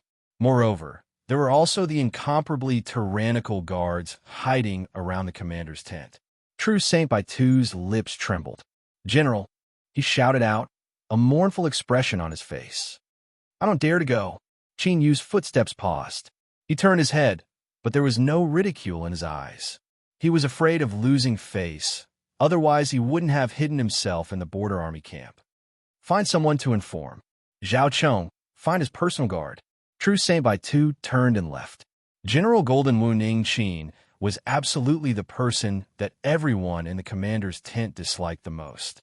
But no matter how much they disliked him, they still pinched their noses and bowed. They had to respect the status of a first-class Earl Zhongwu. Greetings, General Golden Wu. The commander's tent guard bowed.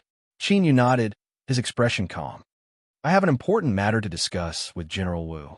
The guard originally wanted to say something, but as he looked at Qin Yu's complexion, his throat bobbed several times before he swallowed it back down. General Golden Wu, please wait a moment. He went into report and soon returned. The commander is handling an important matter. If General Golden Wu does not have, Qin Yu frowned. He walked straight towards the commander's tent. I want to see the commander now. Schwa. His eyes were as heavy as water, as heavy as a stone falling down. Qin Yu bowed. Greetings, General Wu. Wu Tongtian frowned. A cold light flashed in his eyes, and his voice was as clear as water, without the least bit of fluctuation. General Golden Wu, I want to know what matter you have. He already knew that the sky-bearing monarch was about to arrive. And at this critical juncture, General Golden Wu had suddenly rushed into the commander's tent. Was this a coincidence? Or was this the prelude to some plan? Humph. Over and over again, did they really think that as the dignified commander of the Western Border Army, he wouldn't dare to kill them?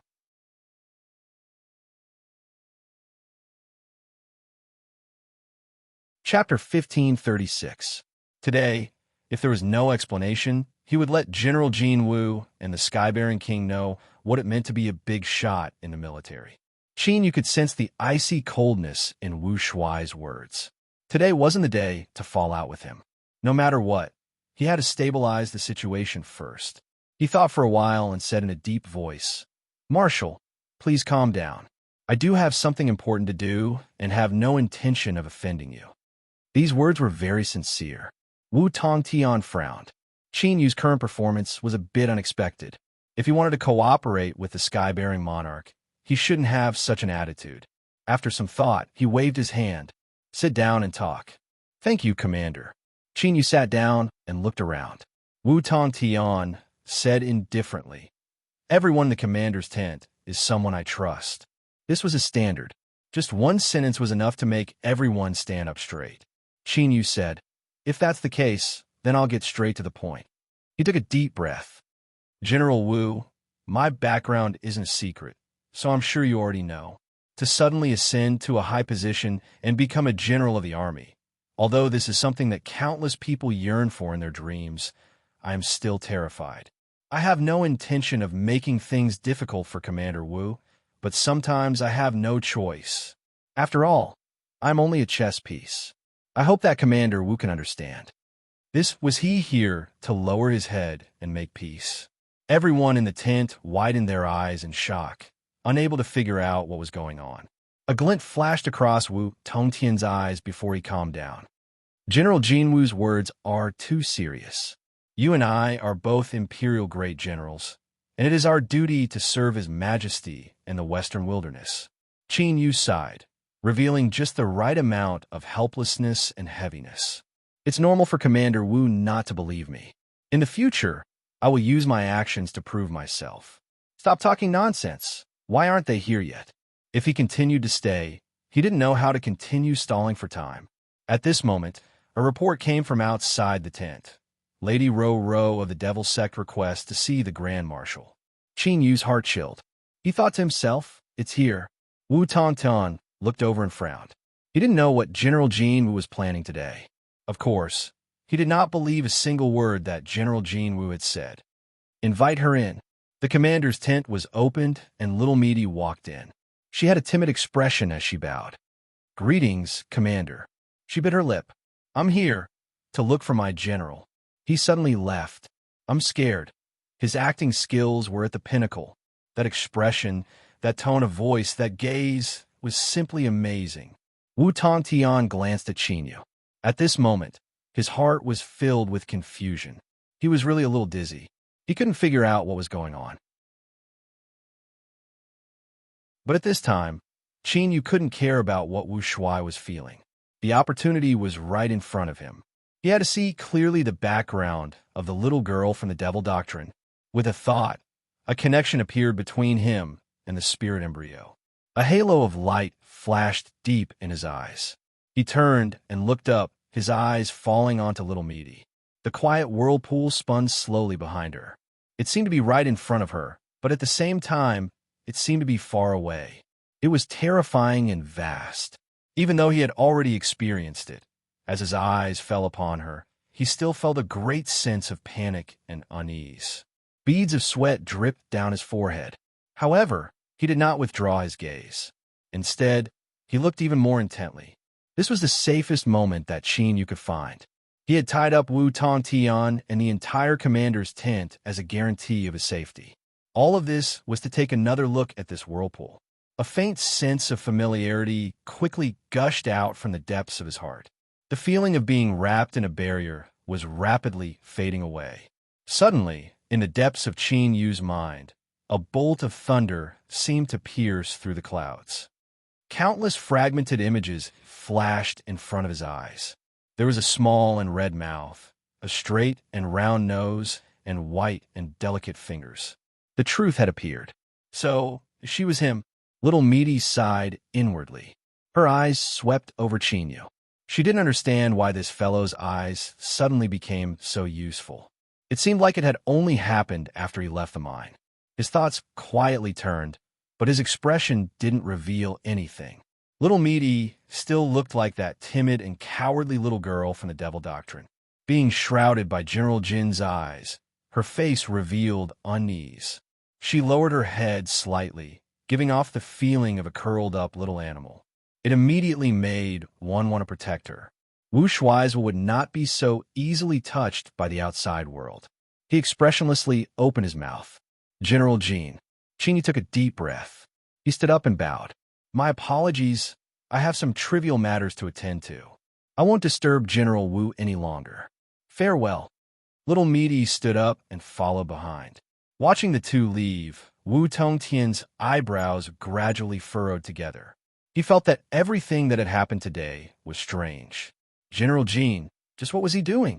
After leaving the commander's tent, Qin Yu and Little Meaty walked one behind the other, neither of them speaking.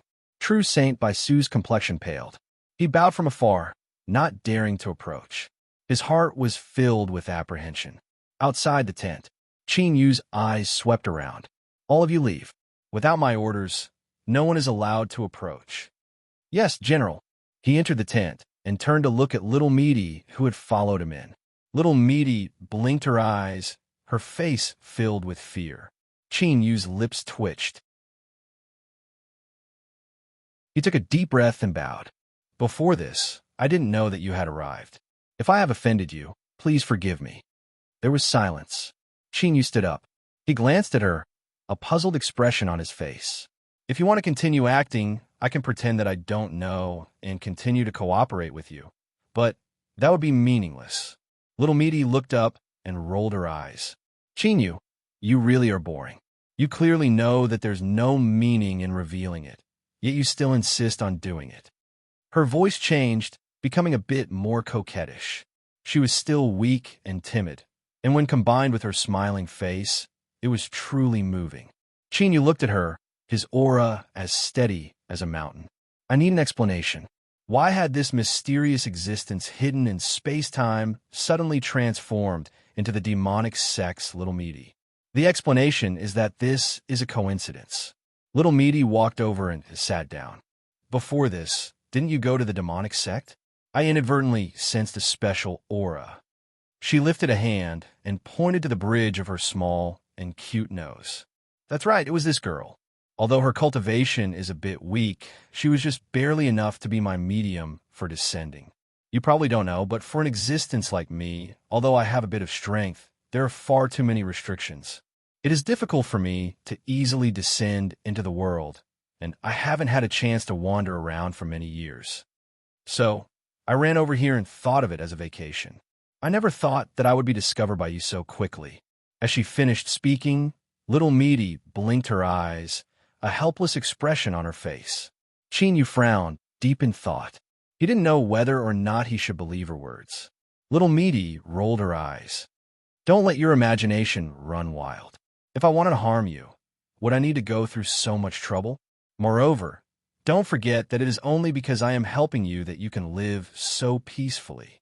Humph humph. If you aren't happy, then I will leave right now. As for your own matters, you can solve them yourself. I won't wait on you." Chinyu lifted a hand.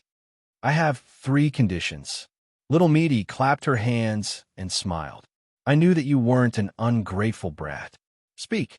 First, while you are by my side, you cannot act on your own and provoke other troubles.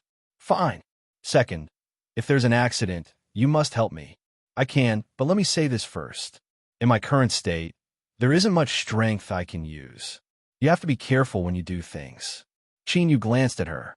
"Third, I haven't thought about it yet. We'll talk about it later." Little Meaty rolled her eyes. "Chinyu, you can't always rely on the fact that I like you to take a yard after taking an inch." She sneered again and again. "Let me tell you, when I am angry, even I am afraid of myself." Chinyu ignored her. "Then it's settled." He stood up and left. "Where are you going?" "To pick someone up."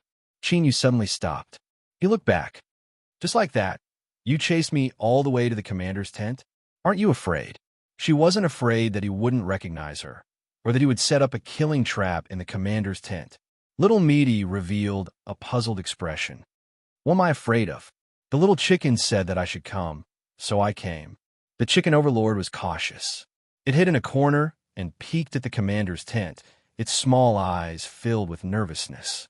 Although, in a moment of anger, it had decided to drag Chinyu into the water without a care for anything else.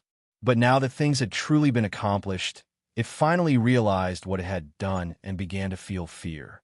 That evil star Chinyu wasn't someone to be provoked. If he were to discover something, then the consequences would be... Hiss didn't dare to think. It didn't dare to think. Just thinking about it made it feel as if its heart would explode. At this time, a single thought tumbled in its heart.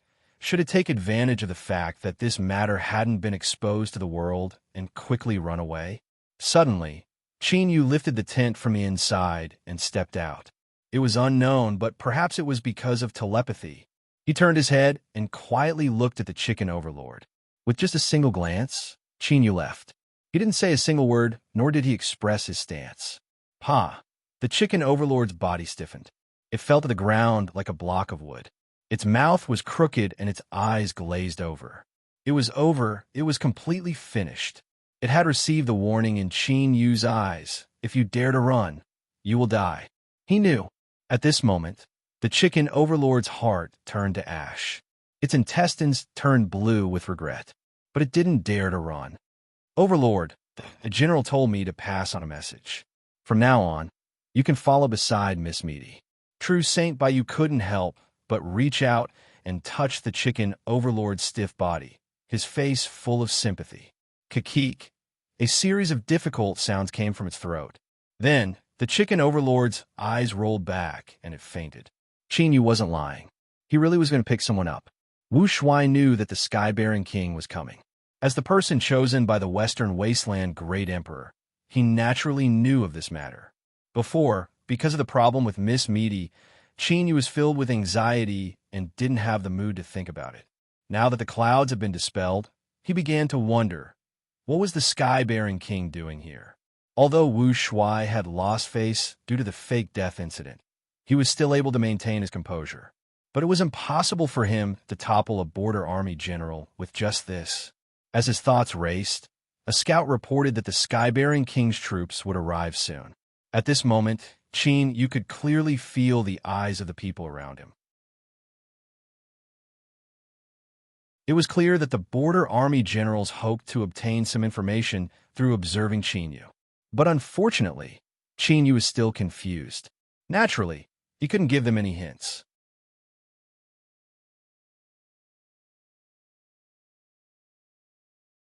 Chapter 1537. The sky-bearing monarch had arrived. The carriage stopped, and Yi Sang was the first to greet him.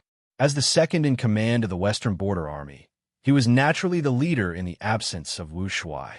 The Border Army welcomes the sky-bearing monarch. Behind him, Jiang Chengzi, Zhao Chong, and the other generals all revealed smiles. The sky-bearing monarch had a wide circle of friends in the court. In addition, he was deeply trusted by His Majesty and was an important official in the court. Although these generals had military power, if they wanted to live a peaceful life, it was best to be on good terms with the officials. Moreover, the status of a king should be respected. The carriage door opened, and the sky-bearing monarch stepped out with a warm smile. "Generals, there is no need to be so polite. Please rise." He took a few steps forward. "General Yi, I haven't received the good tea you promised me. Don't forget about it." Yi Sang smiled. "Don't worry, sky-bearing monarch. I always do what I say. I've been looking for some tea, and I just found some 2 days ago." "Oh, then I'll be waiting." Zhou Qingtian laughed and turned to greet the others. Qin Yu discovered that the sky-bearing monarch's social skills were off the charts. Aside from Jiang Qingzi, he was able to exchange a few pleasantries with all of the generals in the Xizang Border Army. His tone was intimate. It was as if they had some sort of friendship. Intentionally or unintentionally, the sky-bearing monarch left Qin Yu at the back. "General Jin, I was shocked when I heard of your death in the imperial capital. Luckily, it was soon proven to be a rumor."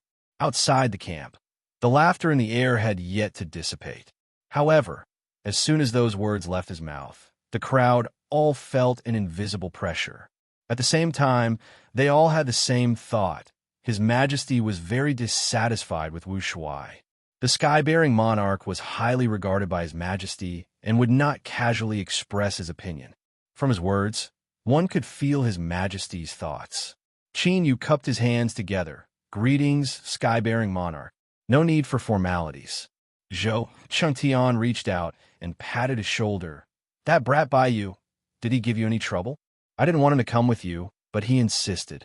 I couldn't dissuade him, so I had to trouble you." Qin Yu said, "Baiyu has helped me a lot during this time." These words more or less did not mean what he said. But just like what the sky-bearing king had said, he would be a fool if he believed it. Wasn't the world of adults like this? "That's good." King Qingtian said, "I still have to pay a visit to Marshal Wu and tell Bai Su to wait for me in the tent tomorrow. I have something for him." After saying that, he cupped his hands towards the crowd. "Generals, this prince will take his leave first. I'll come back for a chat after I'm done with my business." After exchanging pleasantries, the sky-bearing monarch entered the camp to meet Wu Tongtan. That's right, this was the status of a border army's commander-in-chief. Even an existence conferred the title of king from an imperial clan would be inferior in status. From this, one could see how much power the military held. Yi Sang glanced at Qin Yu. "Disperse." He turned around and was the first to leave. Jiang Chengzi's expression was calm, but within that calmness, there was a hint of hesitation. The sky-bearing monarch arrived at the border army. Even though he didn't say anything, everyone knew that he was here for General Jin. The problem was that he didn't receive any hint from start to finish and didn't know what the sky-bearing monarch had seen. As a general of the imperial clan, he couldn't help but feel a little puzzled by this discovery.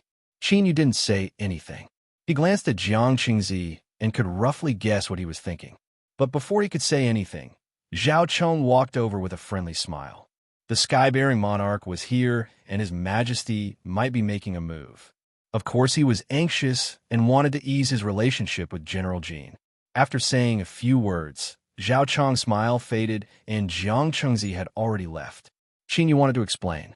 After all, this old general would be of great help to him in the future. But thinking about it, he didn't even know why the sky-bearing monarch was here. How could he explain it to others? The commander's tent was cleared. No one knew what the sky-bearing monarch and Marshal Wu had discussed in private.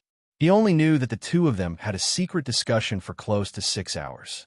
When the sky-bearing monarch left, Marshal Wu personally sent him off with a smile on his face. This situation was different from what everyone expected. What was His Majesty's intention? Didn't the sky-bearing king come to the border army to support General Jin Wu and help him seize more power? Marshal Wu, please wait. The sky-bearing monarch smiled. Our dynasty is busy, and there are many things that need to be dealt with. I can't stay in the border army for long. I must complete His Majesty's arrangements as soon as possible. Wu Tongtian nodded. If the sky-bearing monarch needs any help, just say the word. Of course. The sky-bearing monarch cupped his hands and left. He didn't avoid the eyes of others and went straight to Jiang Qingzi's tent. An hour later, Qin Yu was invited to the entrance of the tent. Sky-bearing monarch, General Jin, is here. Zhou Chengtian's voice came from the tent. Invite him in. Qin Yu entered the tent. The first thing he saw was Jiang Qingzi's smiling face. The gloominess on his face had disappeared. He couldn't help but sigh inwardly. The sky-bearing monarch's methods were indeed superb. General Jin, I have already ordered for some food and wine. You and I will accompany the sky-bearing king and have a few drinks. Jiang Qingzi smiled and spoke. His tone was more intimate than before. Qin Yu glanced at the smiling, sky-bearing monarch. Since the sky-bearing monarch and general are in the mood to drink, I will accompany you. He turned and sat down. However, I must restrain myself during the banquet. I don't want to be reprimanded by Marshal Wu. The sky-bearing monarch laughed. He looked at Qin Yu with a satisfied expression. This brat was indeed smart. With just a few words, he had pulled the two of them closer. His arrangements had not been in vain. Although Jiang Qingzi was arranged by the imperial family and wasn't completely under His Majesty's control, his background determined his position. He would eventually lean towards His Majesty. Appeasing him and cooperating with General Jin was the key to the smooth progress of the plan. That was why he was summoned. But what kind of explanation or promise did the sky-bearing monarch give to make Jiang Qingzi so excited? Qin Yu remained calm. Although he was confused, since he was asked to do something, he naturally had to give an explanation. Therefore, what he needed to do now was to wait patiently. Jiang Qingzi clapped his hands. The table, chairs, and cutlery were quickly set up. It was true that the border army was poor, but that was only limited to the ordinary generals. As the oldest general in the Western Border Army, he held real power. In terms of enjoyment, he wasn't inferior to those in the imperial capital. There were no singers, but there were a few female generals who changed into long dresses and thin blouses. It was enough to enchant one's mind. This was something that was tacitly agreed upon. Although it was against military rules, no one would take it seriously. After all, the great generals spent most of their lives guarding the border. They were already taking great risks to protect the empire. Who would dare to say anything when playing with women? The sky-bearing monarch sat on the main seat with two valiant beauties on his left and right. After a few cups of wine, his cheeks were flushed red and his beauty was unparalleled. From time to time, he would approach them and make intimate gestures. However, he didn't seem dissolute. Instead, he was full of elegance and charm. Jiang Qingzi laughed. General Jin Wu might not know this, but when the sky-bearing monarch was young, he was a frequent customer of the famous brothels in the imperial capital. There are still stories about him in the brothels of the imperial capital. From this sentence, it could be seen that he and the sky-bearing monarch were close and understood each other well. The sky-bearing monarch smiled and pointed at him. Old general, you've said too much. Come, drink with me. Qin Yu felt like he was sitting on pins and needles. It wasn't because he couldn't do something like putting on a show. It was because, for some reason, he felt that there was a pair of eyes on him. As a result, Qin Yu had a strong intuition from the bottom of his heart. If he really reached out and hugged the two daughters of the army, there would definitely be trouble. After thinking about it, Qin Yu smiled bitterly. He guessed that this intuition most likely had something to do with Meat. She was her. In other words, it was that person's intention. Although he didn't know the reason, he had received a warning. There was no need to go against the wind. Jiang Qingzi finished the wine in his cup and looked over with a frown. General Jin Wu, are you not satisfied with my arrangements? No matter, I still have many beauties in my tent. Call them over for General Jin Wu to choose. Qin Yu cupped his hands. Old general, you misunderstood. He was a little speechless. He hesitated and gritted his teeth. It's because my heart already belongs to someone. Moreover, she is waiting for me in my tent. I really don't want her to be sad. You threatened me not to put on a show, so I'll use it as an excuse to refuse. It's a fair deal. Jiang Chengzi thought for a moment. Is it that lady Meat from the Devil Sect? Qin nodded. The old general was a little uncertain. According to the news he heard, General Jin Wu led 100,000 troops to suppress the Devil Sect and snatch her away. But later on, General Jin Wu was sent to guard the mine. It was an indisputable fact that Meat asked to see the general. Qin Yu stood up and raised his cup. Today, I'm willing to drink with the sky-bearing monarch and old general. However, the grace of a beauty is hard to bear. A light flashed in the sky-bearing monarch's eyes, but he immediately calmed down. All right, since General Jin Wu has concerns, let's not make things difficult for him. It's his loss. It has nothing to do with us. Jiang Chengzi smiled and nodded. Qin Yu pretended not to see the sad eyes of the two beauties on his left and right. He only allowed them to pour wine and bring food. During this banquet, even though he restrained himself, he still drank a great deal. The sky-bearing monarch laughed and tossed aside his cup. He hugged the two beauties. I'm tired from the long journey and will go rest first. Farewell, farewell. After drinking his fill, he left with the two beauties. This scene was enough to make others envious. Jiang Chengzi looked at Qin Yu, a faint smile on his face.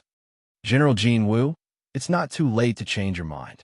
Qin Yu forced a smile and cupped his hands together. I thank the old general for his good intentions. I bid my farewells. Behind him, Jiang Chengzi's loud laughter echoed out. There is a saying that those who enjoyed together were incomparably close. After this banquet, it was clear that the relationship between the two sides had become much closer. As he left the tent, the wind blew past him, and Qin Yu felt a little dizzy. He subconsciously recalled the sad eyes of the two beauties and their curvaceous bodies beneath their thin clothes. He couldn't help but feel his heart stir. Then, he felt a burning heat drill through his body. He took a deep breath and suppressed these thoughts. With a bitter smile, Qin Yu's thoughts stirred. He wiped away the drunkenness in his body and quickly walked out. He didn't stop until he returned to his own tent. He poured himself a cup of cold tea and drank it all in one gulp. Only then did he let out a long breath. This was the so-called disturbing thoughts. Even if one had great self-control, they still needed time to calm down. The door was suddenly pushed open and little Meaty walked in. Her eyes swept over Qin Yu, and she snorted. Amen. Qin Yu was a bit embarrassed. He looked at her and said, The sky-bearing monarch is a subordinate of the Western Wasteland Great Emperor, and his strength is unfathomably deep. You should be careful lest you provoke trouble. Little Meaty coldly sneered. Don't be in such a hurry to change the topic. Qin Yu, your courage isn't small. You actually dare to use me as a shield. Her eyes widened, and she stared at Qin Yu. Or do you really have some improper thoughts towards me in your heart? Qin Yu, what the hell is this? If I didn't know your identity, pooey. Even if I didn't know, I wouldn't be that kind of person. He shook his head. His words were decisive and decisive. Little Meaty suddenly leaned over, and a delicate fragrance drilled into his nostrils. The more you deny it, the more guilty you are. Qin Yu, tell me the truth. As long as you admit it, perhaps my heart will soften and I'll let you take advantage of me. After all, this body isn't mine, so there's no harm in letting you use it.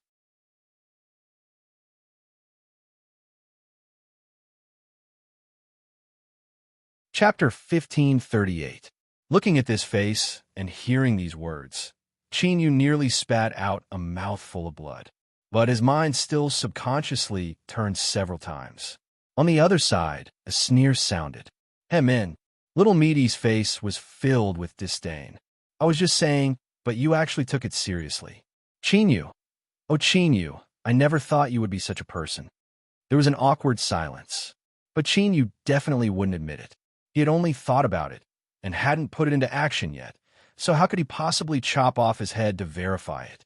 Fortunately, this situation did not last for too long. Ro snorted. I'll deal with you in the future. He turned around and pushed the door open. Qin Yu's eyebrows arched up. Then, he sensed a strange fluctuation. Several breaths of time later, the space in front of him began to fluctuate. A shadow squeezed out from within. As soon as it came into contact with the air, it quickly solidified. It was the sky-bearing king who they had just separated from in Jiang Changzi's tent. Thinking about it, little Meaty must have sensed something ahead of time, and thus let Qin Yu go. Greetings, sky-bearing monarch. Get up. Zhou Changtian nodded. The border army barracks are extraordinary. It's not impossible for this king's projection to not be detected. So, let's get straight to the point. Qin Yu had a solemn expression. Skyspan King, please speak. After the mausoleum of the Western barbarians, do you still remember that you, Zhou Qingshan, Yi Xiling, and the Night Demon Sect Master left the Western barbarians? Qin Yu thought for a moment. World-breaking token? Zhou Changtian said, that's right. His eyes lit up. Next, your task is to enter the Western barbarians' territory and continue to build the boundary-breaking order. Before Qin Yu could ask, he raised a hand to stop him. I don't know much about this matter, so I cannot tell you everything. But before you left the imperial capital, His Majesty personally promised that as long as you can complete this task, in the future, there will be a third Hongshan Ning family in the Empire's military besides the two great Yi families. Qin Yu's heart shook. Now that he had a lot of knowledge about the Empire's military, he naturally understood how powerful the two Yi families were. Although the Western Wasteland Great Emperor was the ruler of the Empire, his will alone wasn't enough to raise Qin Yu to such a high position. By making such a promise, it meant that the matter of the world-breaking medallion was bound to have great implications. In fact, it might even change the situation that the Western Wasteland Grand Emperor was facing. Regarding the replacement of the throne and the abdication of His Majesty, Qin Yu knew about it. For the Break World Order to be able to do this, one could only imagine the significance of it. He didn't hide his thoughts and revealed his expression. He looked at the sky-bearing king and opened his mouth, wanting to say something but hesitating. King Sky-bearing said, "Don't ask too much, just do your job seriously." He took a step forward and stared straight at Jin Wu. General Jin Wu, remember this. Do not allow anyone to know about the world-breaking order. If any of this is leaked, you will be a sinner of the Western Baron, and you will be stuck between life and death. Sure enough, his previous actions were somewhat effective. The Heavenly King's refusal was straightforward, but his words still conveyed some information. The world-breaking order was a grand scheme by Western Wastelands, and it involved the Western barbarians. In fact, there was a high possibility that it was the key to suppressing and destroying the Berserkers. After confirming this, Qin Yu's heart was filled with complex emotions. It had to be said that having the new Berserker Emperor carry out the plan to destroy the Berserkers was indeed something that would make people feel ridiculed. Thinking back to what happened in the Western Wasteland's imperial capital, Qin Yu could faintly guess what the Western Wasteland was planning. He took a deep breath and respectfully bowed. Ning Qin obeys. The sky-bearing king smiled. General Jin Wu, there is no need to be so polite. There are many arrangements for this matter, so I'll explain them to you in detail. You must remember them clearly. 2 hours later, the sky-bearing king's projection left, and the tent returned to silence. Qin Yu was silent for a moment. His thoughts stirred and the space and time rules in the tent slightly twisted.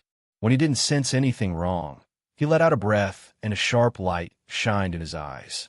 The sky-bearing king's words were in line with his speculations, and the fact that he was sent to guard the mine made this plan even more perfect.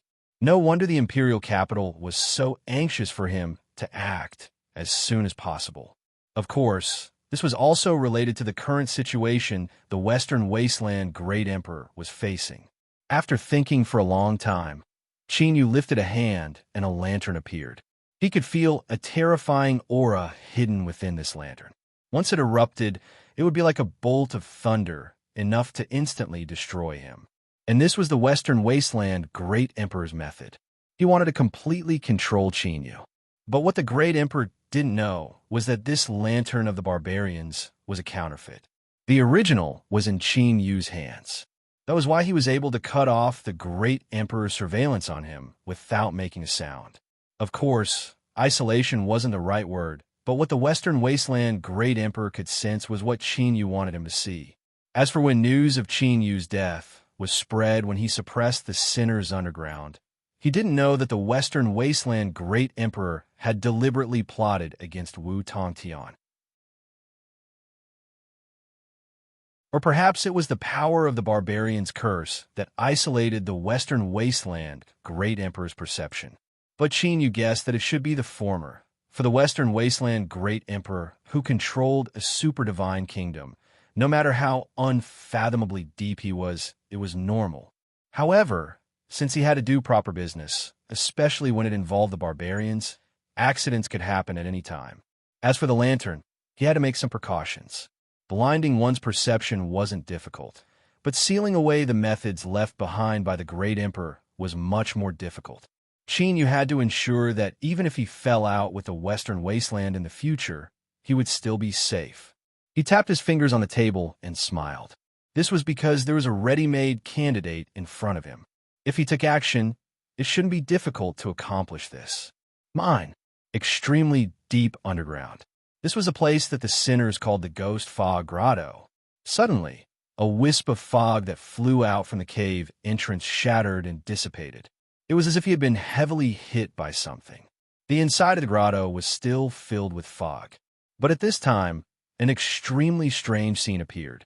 The fog was like water, constantly parting to the sides and then automatically closing up. Soon, it passed through the invisible imprisonment formed by the laws of space and time. It came to the top of the grotto, next to the stone bead that hung down in the shape of a water droplet. What was even more astonishing was that none of this had been detected at all. Heaven and earth spirit embryo. A light sigh suddenly sounded out from the fog. It was filled with emotion and also a bit of enlightenment. No wonder that fellow's eyes had suddenly become so sharp. The root cause was here. Planting a soul, spirit embryo, sharing the nourishment of the world. This was an exquisite method. Moreover, this sort of luck was truly enviable. After all, this was a heaven and earth spirit embryo. This was something that was rarely seen even in the 3,000 worlds. Gulp. Listening to the sound, it seemed to be swallowing saliva. Hum. The spirit embryo trembled. It instinctively felt some intense threat. Schwa. The fog was restored to its original state. The empty space that had been pushed open vanished from sight. Within the tent, Qin Yu's eyes flashed open. Just now, he had felt an abnormal fluctuation coming from the spirit embryo. But as he carefully sensed it, he discovered nothing. After hesitating for a while, Qin Yu suppressed all his thoughts. He only quietly increased the intensity of the space and time rules within the Ghost Fog Grotto. For countless years, no one knew the secret of the Ghost Fog Grotto. The sinners underground regarded it as an abyss of destruction and no one dared to enter. Thus, maintaining the status quo was the best choice. If he really did make a big show of sealing off the Ghost Fog Grotto and protecting it, then problems would arise. After all, there were many sinners underground, and no one could be sure whether or not there were spies planted among them. Even if Qin Yu obtained the complete loyalty of the sinner leaders, there was no guarantee that news wouldn't leak out. The soul seed was about to germinate. He had to wait a little longer. If similar abnormal fluctuations continued to appear, then he could deal with it. Of course, the fundamental reason Qin Yu made this decision was because he didn't feel too restless. Heaven and earth spirit embryo. Little Meaty bit her finger. Sparkling drops of saliva dripped down her fingertips. She was hungry. She was hungry because she had eaten it before, and the taste was so explosive that it made one scream out loud. Over the endless years, it was hard to count the good things she had eaten. There were all sorts of heaven and earth treasures, powerful cultivators of various races, strange creatures from the phantom world, and even existences that walked out of the Joss Flame Grandau. But in terms of taste, in terms of being fresh in one's memory, the spirit embryo was number one. Without any doubt, without any challenge, this thing was far too rare. Little Meaty's eyes revealed a bit of hesitation. But in the end, she forcefully wiped away her saliva and suppressed her desire to eat. Chinyu, Chinyu, you bastard, just who are you? Why is it that when I face you, I have this kind of mentality? Investigate clearly. I must investigate clearly. For you, I can even give up on the spirit embryo. This is simply illogical. No, she couldn't think about it. It was too uncomfortable. Hungry, little Meaty cried out in anguish. She turned and threw herself onto the bed, grabbing the pillow and smashing it. The next day, the sky-bearing king came to see True Saint Baiyu and had a conversation with General Jinwu. After that, he declined Wu Tongtian's invitation and left the border army around noon. This time, General Wu personally saw him off, and all the generals of the border army were present. Seeing this scene, everyone had different expressions. They had originally thought that the sky-bearing king came with ill intentions and wanted to support General Jin Wu and stir up some trouble in the border army. But who would have thought that the sky-bearing king came and left in a hurry and only stayed for a day before returning to the capital to report? And General Wu personally saw him off. This attitude in itself showed many things. Qin Yu stood among the generals and felt the gazes sweeping over him. He looked down and pretended not to see anything. He didn't care how the sky-bearing king communicated with Wu Tongtian, but since he left like this, he must have made arrangements. As expected, after watching the sky-bearing king's troops leave, Wu Tongtian turned and said, "General Jin Wu, here." Qin Yu cupped his hands and bowed. Wu Tongtian said, "Just do as the sky-bearing king says.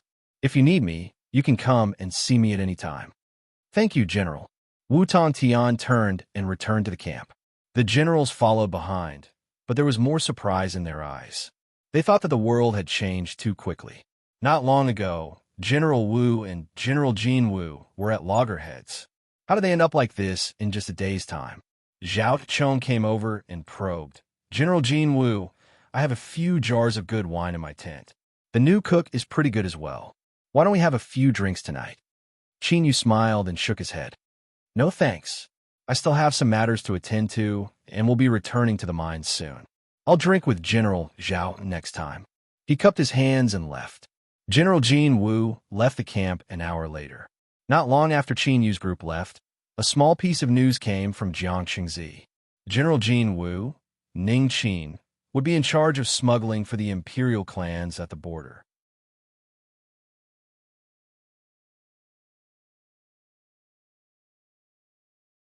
Chapter 1539. Even a 3-year-old child in the Western Wasteland knew that trading with the barbarians was a profitable business. Otherwise, the smuggling activities wouldn't have been so rampant over the years. It was true that when they first traded with the barbarians, they did have some thoughts of exchanging treasures for them. But wealth moved people's hearts. Mountains of gold and silver were constantly being transported back, dazzling people's eyes and confusing their hearts. At first glance, wealth didn't seem to have much use for cultivators. After all, cultivation was the most important. But everything had a value. When wealth exceeded a certain limit, no one dared to underestimate it. Everyone wanted a share of this wealth. It was true that the emperor clans ruled the Western Wasteland, but they weren't united internally. Moreover, if they really cut off the smuggling business with the barbarians, it would affect the interests of too many people. The consequences were hard to bear even for the emperor clans. If they couldn't stop it, then they would join in. The emperor clans accounted for 20% of the total smuggling business and earned countless profits every year. General Jinwu would take over the emperor clan's smuggling business. This meant that a massive amount of wealth flowed through his hands every day. Just a little bit of it was enough for him to eat until his mouth was covered with grease. It was truly an enviable job. And this could also explain the change in Wu Shuai's attitude and the sky-bearing king's hurried arrival. After everyone regained their senses, the border army camp was filled with envy for General Jinwu. "General, do you really believe that the sky-bearing king came here just to let General Jinwu take over the smuggling business?" The camp counselor frowned. Wu Tongtian's expression was calm. "So what if I believe it or not? That's not important." He put down the jade slip in his hand, a sharp light flashing in his eyes. As long as General Jinwoo is involved in the smuggling business, he will be in trouble. Cutting off a person's path is the same as killing their parents. Moreover, this is a huge amount of wealth. General Jinwoo will be very busy in the future. As long as he fell into the vortex of the smuggling business, he wouldn't have the energy to do anything in the army. Even if he managed to accumulate a large amount of wealth during this process, when the desolate emperor passed on his position, he would only be fattening himself and becoming a feast for others. At that time, Wu Tongtian wouldn't mind eating a mouthful of it. Moreover, there is another hidden point in this matter. All the smugglers who were involved in smuggling had never held any military power. For example, Wu Shuai had a large amount of fixed income every year, but when it came to smuggling, he did not get involved at all. This was related to the inside story of smuggling. A person who had personally delivered supplies to the barbarians, and in the blink of an eye, caused the deaths of a large number of soldiers on the battlefield. He was absolutely not qualified to become a military commander. If General Jin was smart enough, he would have rejected the offer, but unfortunately, he seemed to be dazzled by the wealth in front of him. The future was probably already decided. Yi Sang played with the jade talisman in his hand, a smile on his face.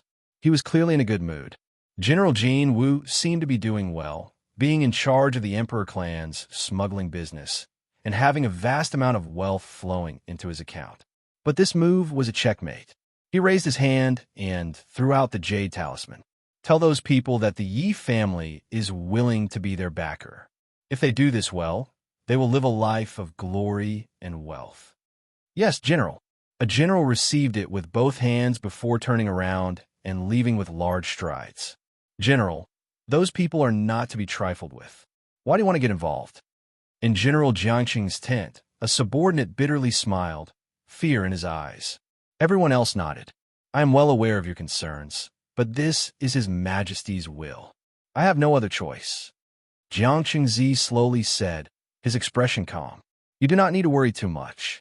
Although I have to act on my behalf, the one who will stand at the front will always be him. There was one more point that Jiangqing Zi didn't explain. This matter was likely to draw trouble, but it was also an opportunity. So, when the Skyborn King proposed it, he only hesitated for a moment before agreeing. Of course, what the final outcome would depend on how things developed. But looking at the current situation, it was worth a gamble. On the carriage that headed towards a mine, Chinya knocked on the window, and the carriage stopped. Go and invite Miss Meaty over. There was a response, and soon people left. After a moment, Meaty pushed open the door and entered, holding the chicken overlord in her arms. She looked at Chinyu with a guilty expression and then quickly turned away. Chinyu closed the carriage door and knocked on the window. The group continued on their way. Meaty sat down on a soft couch and yawned. Perverted little Chinyu, why did you call me over? Let me tell you, you shouldn't have any thoughts about me. It's best to extinguish them as soon as possible. This woman, blue veins popped up on Chinyu's forehead. He took a deep breath and said, I have a serious matter to attend to. I'm not joking with you. He lifted a hand, and the rules of space and time twisted. Then, his thoughts stirred, and he summoned the palace lantern. Across from him, Meaty's eyebrows shot up. Chinyu only thought that she was looking at the palace lantern in front of her. But he didn't know that there were many more emotions hidden in her expression. For instance, it was true. There's a formidable strength hidden in this palace lantern. I need to seal it so that it cannot harm me. Meaty frowned. Perverted little Chinyu. I told you before that in my current state, I can't use much strength. This matter isn't easy. She blinked.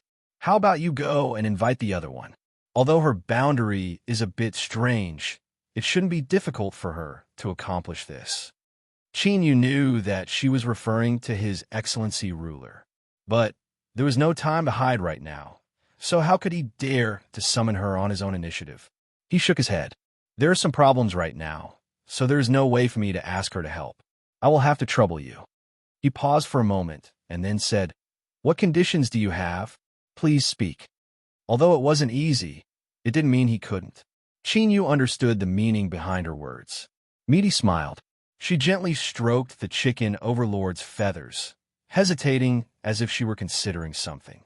In the future, there's a chance that I will ask you for something. Of course, to you, it will at most be a small loss. It definitely won't be too much of a problem. As long as you agree, I will help you seal it. I guarantee that the strength in this palace lantern will turn into a squib. Chinyu frowned. His first thought was to refuse this sort of unclear proposal. But if he really asked her to help him, he feared she wouldn't agree. He thought for a moment and then said, "First, as you said, I won't be in any danger. Second, if what you say doesn't match the truth, I have the right to refuse." Meaty clapped her hands. "Deal."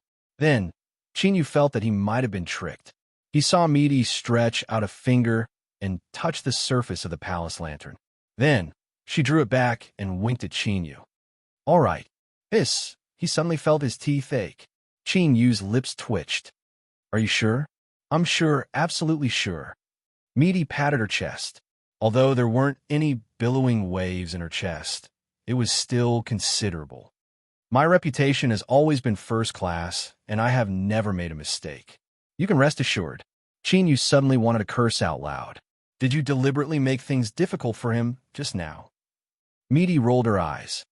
"What are you thinking? I'm the only one who can do this. Otherwise, you can find someone else to try it." "Humph, humph. This is the work of the desolate sovereign. I already smelled the scent of incense burning inside. If you don't believe me, then I'll give you a chance to back out. Let me poke the palace lantern again, and then you can go find whoever you want. I won't serve you anymore." Although he was 80% certain that she was bluffing, Chinyu didn't dare to take any risks. The palace lantern was a hidden danger. If he wasn't careful, it would become a landmine that would blow him to pieces. Chinyu protected the palace lantern. "I'll ask you again. Are you sure you're all right?" Meaty's eyes widened even further. She waved her hand, meaning for him to poke the palace lantern again. He could only trust her.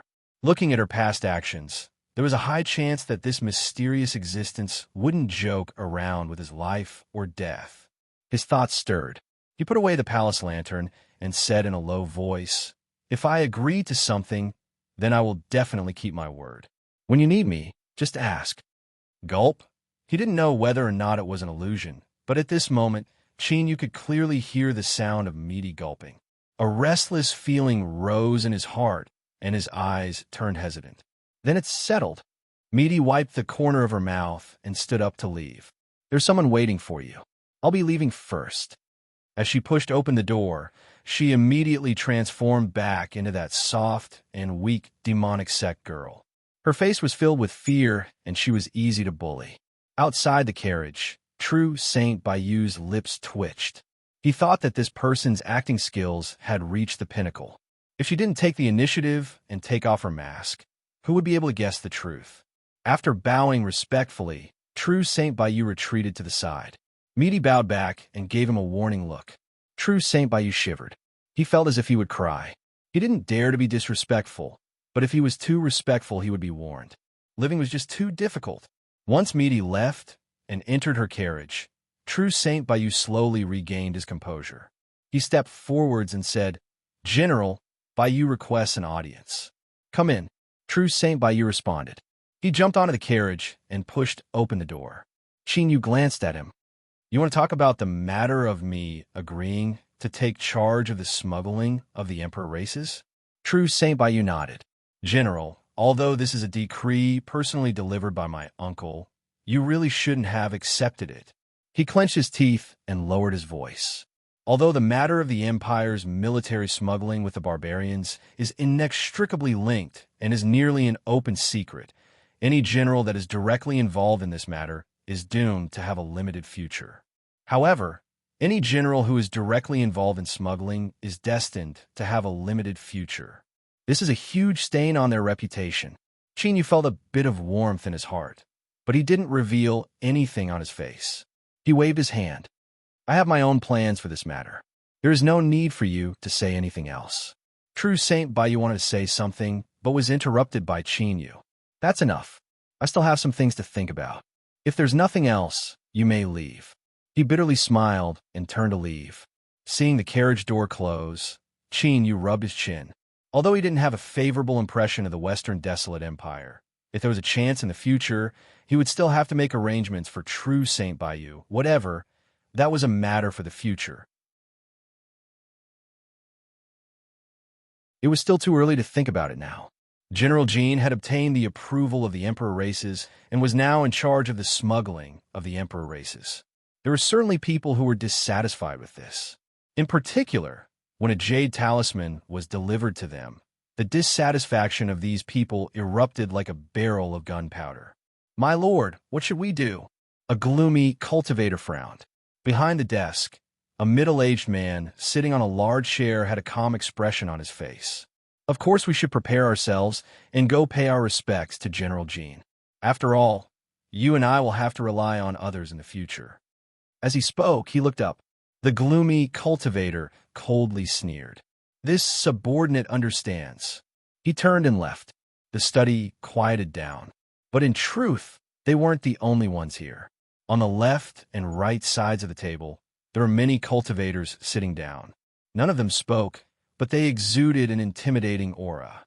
Smuggling had never been an easy matter, and the barbarians were even more difficult to deal with. After a transaction was completed, there might be an accident somewhere, and there might be a desperate struggle. If they were able to live to this day and become intelligent characters who were able to eat up rich profits from these gray transactions, then they certainly weren't ordinary characters. A cold intent appeared in the middle-aged man's face. "Everyone, in these past years, you and I have more or less done some taboo things. If no one investigates, then there won't be any problems. But now, the city walls have changed into a great king's flag. In the future, what we say doesn't matter. Who knows whether or not we will settle accounts?" He leaned forward and rapped his fingers on the table. "So as for what to do next, I hope you all know what to do. Of course we understand my lord's intentions. But General Jean is His Majesty's person and his status is honored. He also holds military authority. If you and I make things difficult for him, I fear it won't be easy." Someone below slowly said, "Don't worry, I won't do anything that seeks death. As long as everyone guarantees that you will stand with me, I can guarantee that everyone will continue to be rich in the future." He reached out a hand and picked up the jade talisman on the table, gently playing with it. Everyone was silent for a moment. They stood up and bowed. "We are willing to follow my lord."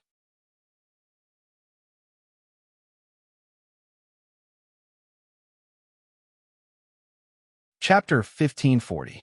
The journey was smooth. Qin Yu returned to the mine. After resting for a moment, the first thing he did was gather all the barbarian generals. In the mine, within a luxurious hall, General Wu sat in the center. True Saint Baiyu sat on the left, and Ironstone sat on the right. That's right, this was the young general that had found Qin Yu displeasing to the eye in the commander's tent. When Qin Yu decided to return, he had quietly joined the group. Although he hadn't said anything, from his depressed appearance, it was clear something had happened in the commander's tent. Qin Yu didn't know the specifics, but he could roughly guess that it was a melodramatic plot of being mercilessly abandoned. It was hard to say whether or not he was truly loyal. But if he could be used as a template to show off to the outside world, he was more than qualified. Although no one spoke in the hall, as the eyes of the barbarian generals swept over the two of them, they could clearly feel that their breathing had become more and more heavy. Bang! The first barbarian general knelt on the ground. "General, if you really have a way to expel the barbarian curse from our bodies, then this general and all my subordinates are willing to pledge their loyalty and devotion to you. We are willing to serve you like dogs and horses." In the next moment, all of them fell to their knees. No one was stupid. General Wu had called them over and even placed True Saint Baiyu and Ironstone in front of them for them to admire. His intentions were clear. Of course, the key was that they were absolutely certain that Baiyu and Ironstone hadn't been attacked by the barbarian curse. This was irrefutable evidence that couldn't be faked. Stationed in the mine and reduced to barbarians, although they had the reputation of being part of the border army, the truth was that they had already been abandoned. They had become wandering ghosts that no one cared about. They were doomed to a tragic fate and would eventually die here. To rid themselves of the corrosion of the curse and restore their status as part of the human border army was the greatest wish and extravagant desire of these people. And now, with this opportunity in front of them, they were willing to exchange everything for it. Chinyu picked up a teacup and took 2 sips before putting it down. His eyes calmly swept over everyone. Even if I don't help you, I can still suppress the mind. But I don't want the soldiers under my command to be unable to lift their heads in front of outsiders, to be abandoned and forgotten by their own families. Beside him, Ironstone stiffened, sadness in his eyes. No one believed that he was a pure human. No matter how they tried to explain themselves, all they received was a look of disgust and alienation. If General Jinwoo could really prove that he could help the soldiers stationed at the mine to regain their human bodies, then he would be able to clear his name. He wanted to let those people know that he wasn't lying. They were wrong, completely wrong. Thinking of this, Taisher took a deep breath and straightened his back. His eyes shone brightly. Chinyu glanced at him from the corner of his eyes. He flipped his hand and took out a jade bottle. The pills inside can be dissolved in clean water. Drink them, and you will be restored to your human form. But remember, this is an army that is absolutely loyal to me. Anyone who betrays me will suffer the backlash of the curse and pay 10 times, 100 times the price. On this day, painful howls resounded in the mine. However, there was no despair or fear in this scream. Instead, it was filled with ecstasy and excitement. The border soldiers still stationed there turned their heads to look at the main camp, their faces full of impatience, their hearts restless and uneasy. "Come back. All of you come back for me." The captain loudly cursed. "All of you, keep your eyes back. Right now, it is our turn to be on duty. Once the next group of brothers comes to take over, it will be our turn to go back and drink the water. But before that, all of you have to stay alert. If anyone makes a mistake, just watch me whip them to death." In the camp closest to the mine, the cries gradually subsided. The garrison soldiers that were forced to continue guarding felt as if every day was a year. Although they had already obtained the news, no one could guarantee how effective it would be. The torment in their hearts could be imagined. Just as they felt their necks grow several inches longer, the team that would replace them finally arrived. In the distance, they finally saw the opposite team. With a loud bang, a barbarian border soldier smashed his spear into the ground. There was a gasp from the side, followed by a torrent of curses. "Wongson, you bastard son of a bitch, my foot was broken by you." The captain stomped his feet and cursed. But as he cursed, his eyes turned red. He was a tough man in the army. Even when he was framed and thrown into a mine, he had never cried before. But today, the tears that were as big as beans were like pearls with a broken string, unable to be caught. There were cries, but there were no heart-wrenching cries. Instead, a group of soldiers used their hands to desperately wipe away their tears. This scene inexplicably touched people's hearts. Most of the armor worn by the garrison troops didn't fit them well. That was because after the curse was lifted, the symptoms of the barbarian transformation had disappeared and their bodies had returned to normal. "Wong Datu, don't scold Wong San anymore. He is your nephew. Scolding him is not the same as scolding you, you idiot." The opposite young general ridiculed him, his eyes slightly red. "Don't argue with me. Even if you want to start a scolding war, wait until you change back first. I never told you, but your face right now is really ugly. Just looking at it makes me want to vomit. Hey. Wong San is my nephew. I can scold him however I want. Who needs you to care?" Wong Datu spat on the ground. He waved his hand. "Brothers, let's go. It's our turn to drink water. Let's go. I've almost forgotten what I look like. Once I return to my human form, I will definitely ask for a military leave and go to the brothels of Iron Mountain. Damn, these past years, even those women have been looking down on me." There was a burst of laughter. Soon, a second round of pitiful cries rang out. On this day, the mine was occupied by both pain and happiness. Chinyu stood on a high platform. As he listened to the distant cries carried by the wind, his expression was calm. As for true Saint Baiyu, He could feel the gratitude and respect in the eyes of those around him. He was so excited that his face flushed red. He bowed. "General, your actions today have saved all the border armies stationed in the mine. This is an unsurpassed merit. You will surely obtain the unwavering loyalty of all the border armies." Chinyu glanced at him and shook his head, not speaking. In the past, the great shaman of the Goliath race had been lost. In order to ensure the safety of the heaven and earth spirit embryo, he had sacrificed millions of people to release a terrifying curse. He had performed a great merit for the Goliath race. Even if he tried to kill Chinyu in the end, he couldn't deny this. But for these border armies stationed in the mine, the reason they had suffered for so many years was also because of this.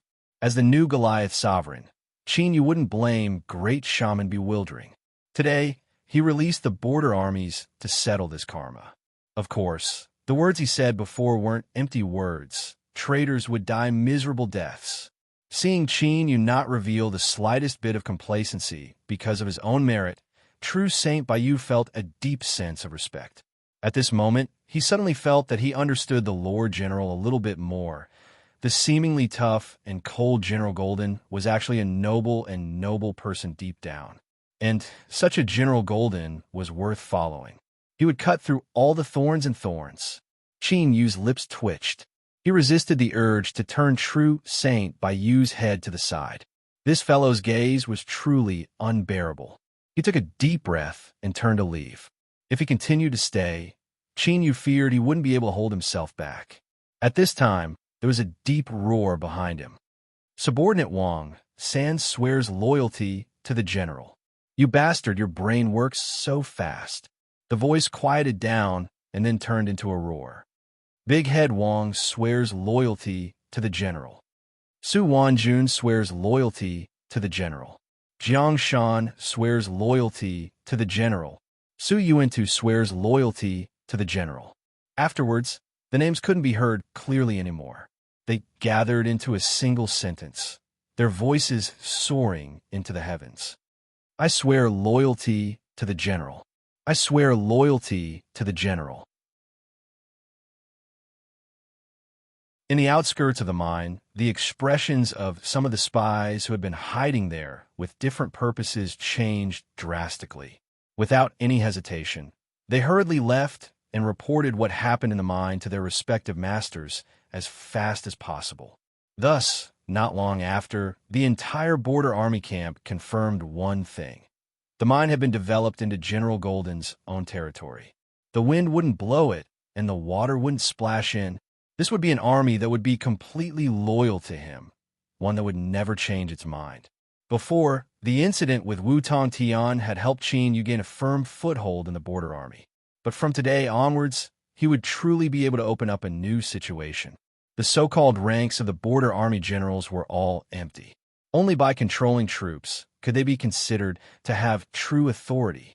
Not to mention anything else, but after today, if someone wanted to move against Chinyu, they would have to consider the army stationed in the mine. As mentioned before, the mine was only a very simple name. In fact, this was an extremely large area with an astonishing amount of, or reserves. But for many years, because they could only enter and not leave, and because cultivators lived longer than ordinary people, the number of border soldiers stationed here was far greater. Thus, the number of border soldiers stationed here was far greater than what many people imagined. Before this, they were half-human barbarians and were destined to be marginalized and ignored by all sides. But it was clear that from now on, the border army stationed in the mine would become a force that couldn't be underestimated in the Western Border Army camp. In the same study, a fair-skinned middle-aged man behind a desk laid down the jade slip in his hands and gently sighed. As the saying went, man proposes, heaven disposes. Who would have thought that General Golden would have such astonishing methods? Just how terrifying was the curse of the barbarians in the mine? In the past, when his Emperor Realm avatar descended, he wasn't able to dispel it. In a single day, General Golden had gained control of 200,000 soldiers, and they were all loyal and devoted to him. This strength, this might, it was enough to turn everything they were doing into a joke. A border army general that wielded military power only needed to move a finger to tear apart all petty tricks. At the same time, he could send all of them to hell. Pass down the orders. Have all movement stop. Organize the account books and personnel lists. I'm going to pay a visit to General Golden. Forced by the situation, he could only lower his head. The middle-aged man revealed a bit of helplessness, but his eyes were calm, like an ancient well in the mountains without any ripples. They were unfathomably deep. Lowering his head didn't mean he had to admit defeat. Taking a step back to advance wasn't necessarily a bad move.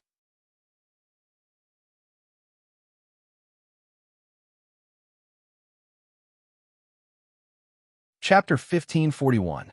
To resist foreign aggression, one had to first stabilize the internal situation. The mind was the foundation. Only after Qin Yu stabilized it would he be able to free his hands to do other things. Reality proved that the internal situation was progressing more smoothly than expected. Then, all he needed to do now was wait. Wait for others to come knocking on his door. The Sky-bearing king had come and gone in a hurry. He had only told him what to do next, but as for the specifics, he needed someone to hand it over. He originally thought that he would have to wait a few more days. After all, handing over authority wasn't a comfortable thing to do. Moreover, they also needed some buffer time to properly deal with the little tails in their hands. The smuggling itself, as well as the massive profits obtained from it, was destined that this process wouldn't be too clean. But unexpectedly, on the second day after the whaling in a mine, the garrison troops came to report that there were people outside the mine requesting an audience. Looking at the jade pendant in front of him, Qin Yu confirmed the other party's identity and said, "Let them in." An hour later, Qin Yu saw the people who had arrived in an exquisite and luxurious living room. There were a total of 3 people. The one in front was a middle-aged man with fair skin and a friendly smile. He slightly bowed to express his respect. As for the other 2, the one on the left was a woman. She wore a long blue dress, and her face was covered with a veil. It was hard to see her face clearly, but it made her seem even more enchanting. In comparison, the one on the right was a dark-faced young man with his head lowered and a cautious expression. He seemed completely unremarkable. Subordinate Zhou Dafu greets General Jinwu. He took 2 steps forward and kowtowed to the ground, his voice extremely respectful. If something was abnormal, there must be a reason behind it. After all, he had his authority taken away and lost his source of wealth. Unless he was a saint, who wouldn't feel resentment in their heart. A sharp light flashed in Qin Yu's eyes before he calmed down. "Rise." "Thank you, General." Zhou Dafu stood up and introduced the 2 people behind him. The Lotus Maiden has always been in charge of the transaction accounts. This subordinate has brought her here to officially hand her over to you. General, if there is anything you don't understand, feel free to ask her. With that, he smiled and turned to the young man. The dark-faced young man beside him had a nervous expression. "This is my son, Zhou Xiaoshan. This subordinate has brought him here with some selfish motives. I hope that General can give him some promotion in the future. You too. Why haven't you greeted the General yet?" Lotus Maiden and Zhou Xiaoshan knelt down at the same time. "Greetings, General Jinwu." He had personally come to the mine, handed over the accounts, and sent out his son. This series of actions left Qin Yu a bit surprised. They almost believed that Zhou Dafu was truly someone who was purely loyal to the Emperor clans, someone who would willingly hand over everything after receiving orders. He glanced at Lotus Girl, who was kneeling on the ground, her slender and alluring waist. He paused for a moment and said, "Lotus Girl, stay here. As for your son, he will follow by your side. As long as he works hard, I will place him in an important position." Zhou Dafu respectfully complied. He paused for a moment and then said, "The ores produced in the mine only need to be smelted a little, and they will become top-notch forging materials. They're the most popular items among the barbarians. If the general needs them, this subordinate can serve on your behalf. There is no need for you to trouble yourself."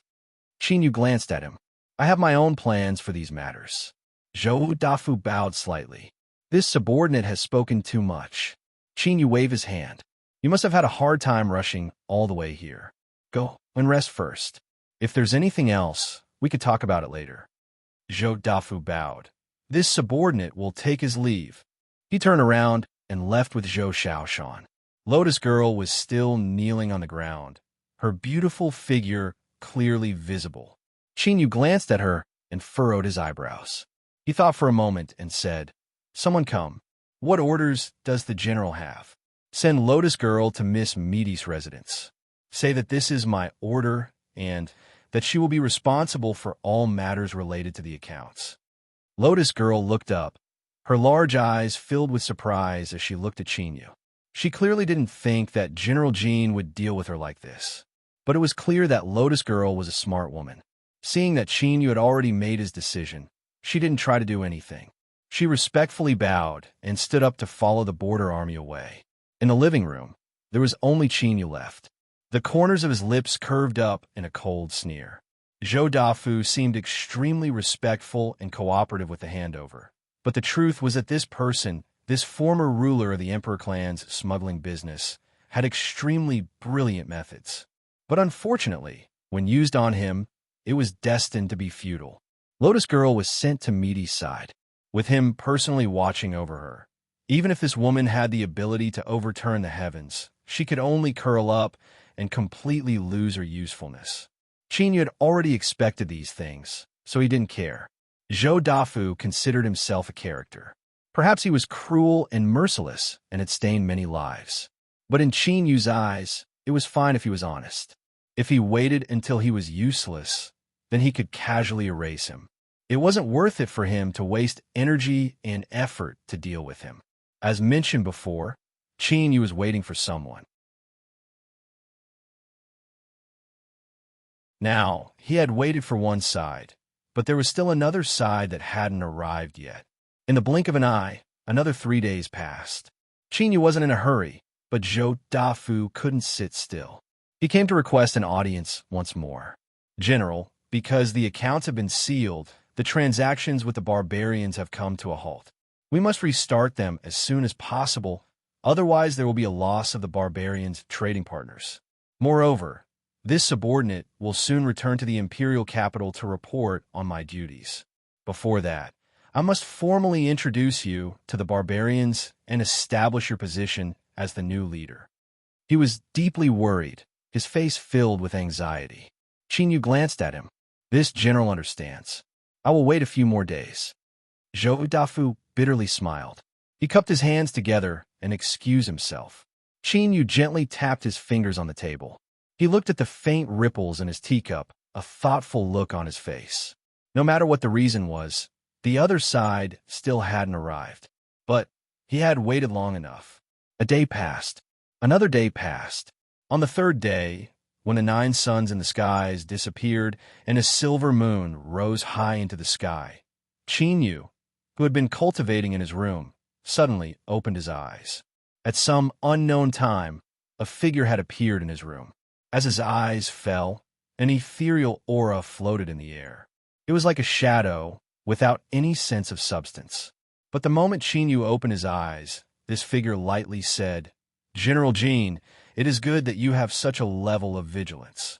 Qin Yu took a deep breath and steadied his mind. He stood up and bowed.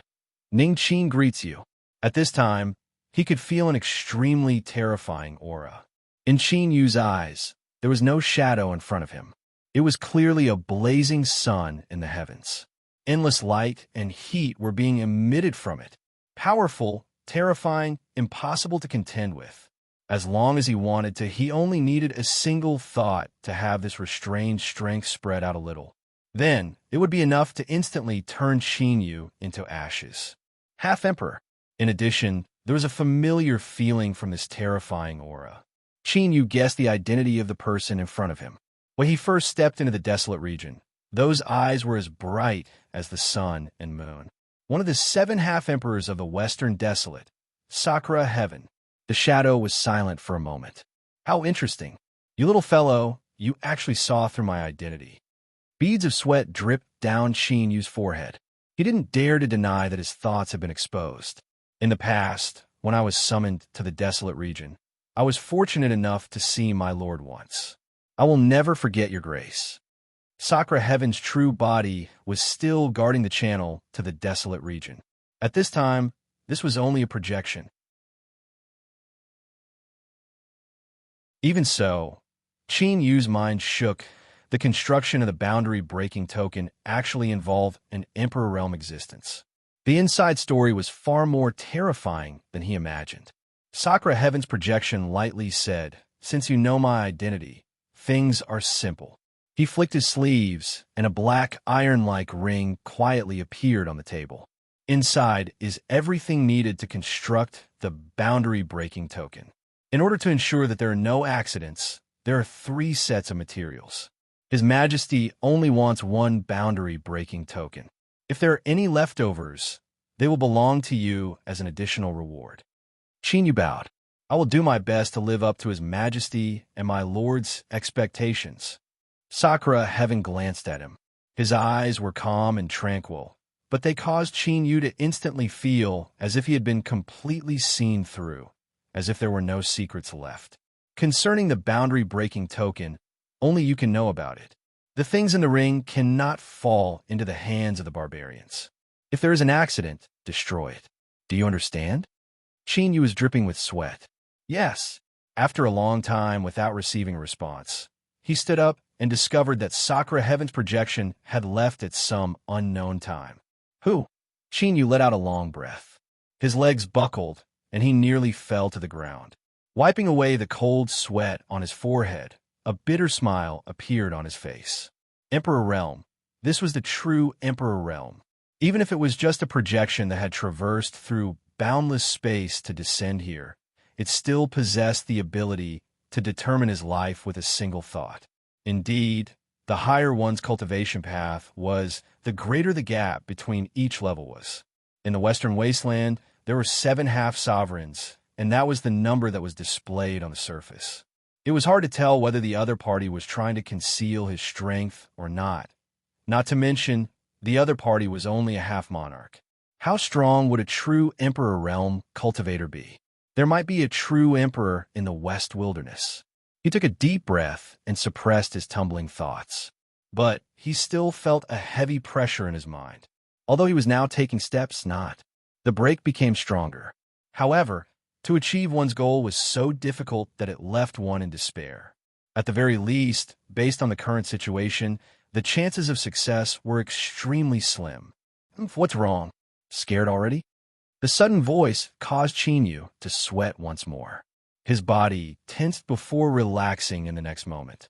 He turned his head to look at little Misty, who had a look of disdain on her face.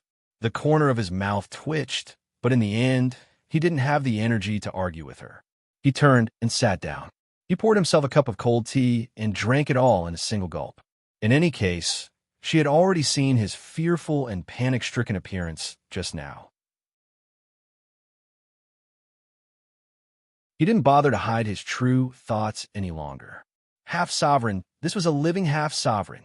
If anyone dared to say they weren't afraid, they would absolutely be bragging. Moreover, Qin Yu had a guilty conscience in his heart. For him to maintain his current appearance was already a testament to his outstanding mental fortitude. Little Misty curled her lips. She rolled her eyes, a bit indignant. If you're afraid of him, why aren't you afraid of me? He's just a little half-sovereign. If my true body were here, I could just open my mouth and swallow him up. Do you believe me? Qin Yu was silent for a moment. He put down the teacup and turned around. Being stared at by his earnest eyes, little Misty coldly sneered. Stop. Don't think that I don't know what you're thinking. In a great empire like the Western Wasteland, there must be people who have already stepped out of the Joss Flame Great Road. Otherwise, it would be impossible for their inheritance to continue to this day. I can try and move against them, but Qin Yu, are you sure you can afford the price? The mysterious existence hidden in space-time had its own trading system. If one wanted to obtain something, they needed to pay an equivalent price. Qin Yu lightly coughed and looked away. Fine, I'll pretend I never thought about it. He picked up the ring on the table. It looked like it was made of iron and felt quite similar to it. It was heavy and pressed down on his hand. Qin Yu sensed it and didn't sense anything wrong. He looked up. Little Meaty curled her lips. There's no problem with the ring. It's just a large storage equipment, but the things inside are quite good. Qin Yu's eyes flashed. The materials needed to construct the boundary-breaking token are all in the ring. Can you see what its true use is? I can, but there's no need for me to tell you. Little Meaty frowned. Little Qin Yu, don't forget that I am your creditor right now. Think of a way to pay back what you owe me before, and then you can ask for anything from me. Qin Yu glanced at her. You said before that it wouldn't harm me too much. I can give you a bit more as compensation. Little Meaty thought for a moment. She wiped her lips and said, Deal. But remember, this is what you said. I didn't force you. She looked at the ring. The things inside can be used to construct an extremely strong spatial fluctuation node. This should be the boundary-breaking token you spoke of.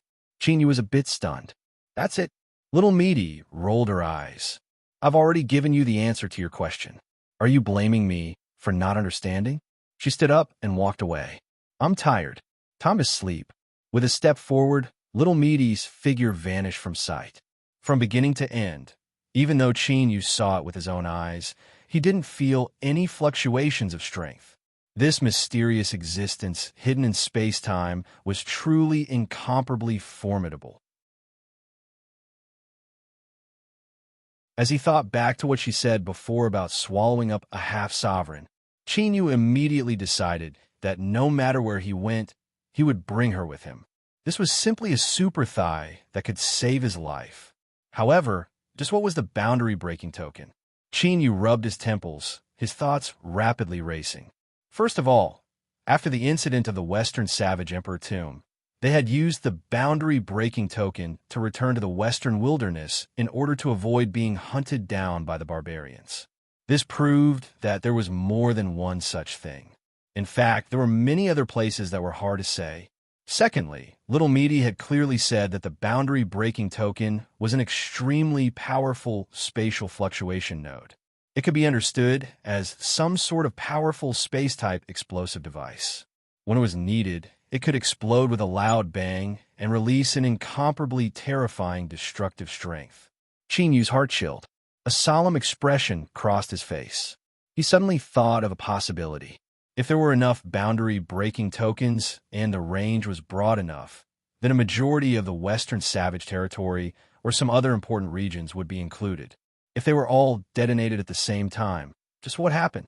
He feared that in the blink of an eye, a great calamity would sweep through all things. The endless shattered space would likely form a giant mouth that would swallow all and deliver a fatal blow to the barbarians. Could this be the Western Wilderness plan? If this was really the case, then Qin Yu's plan to use this to raise his status in the army and borrow the strength of the Western Wilderness would likely have to be abandoned. As the new sovereign of the barbarians, it was impossible for him to be the executor of the plan to destroy the barbarians. Otherwise, the backlash of his bloodline mark would cause him to explode on the spot.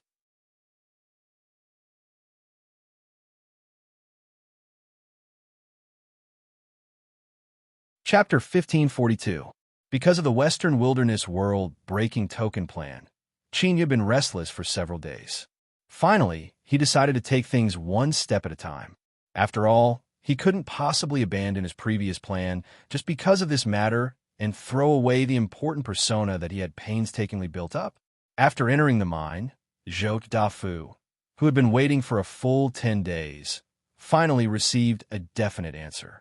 They would depart the next day. As mentioned before, smuggling the Western barbarians was an open secret, but it must not be made public. The big shots of the Empire still wanted to save face. To the outside world, General Jin Wu sent a message to the commander's tent, saying that due to the matter of going underground to suppress the sinners, he had a breakthrough in his cultivation, so he would be in seclusion for a period of time to consolidate his cultivation. All matters in the mine were temporarily handled by the counselor of the General Tent and Deputy General True Saint Bai Su. As for the title of Deputy General, Qin Yu had the qualifications to promote subordinates as he was a general that commanded true authority. He only needed to report this to the commander tent. No one cared about this. Right now, everyone in the Western Border Army camp only had one thought.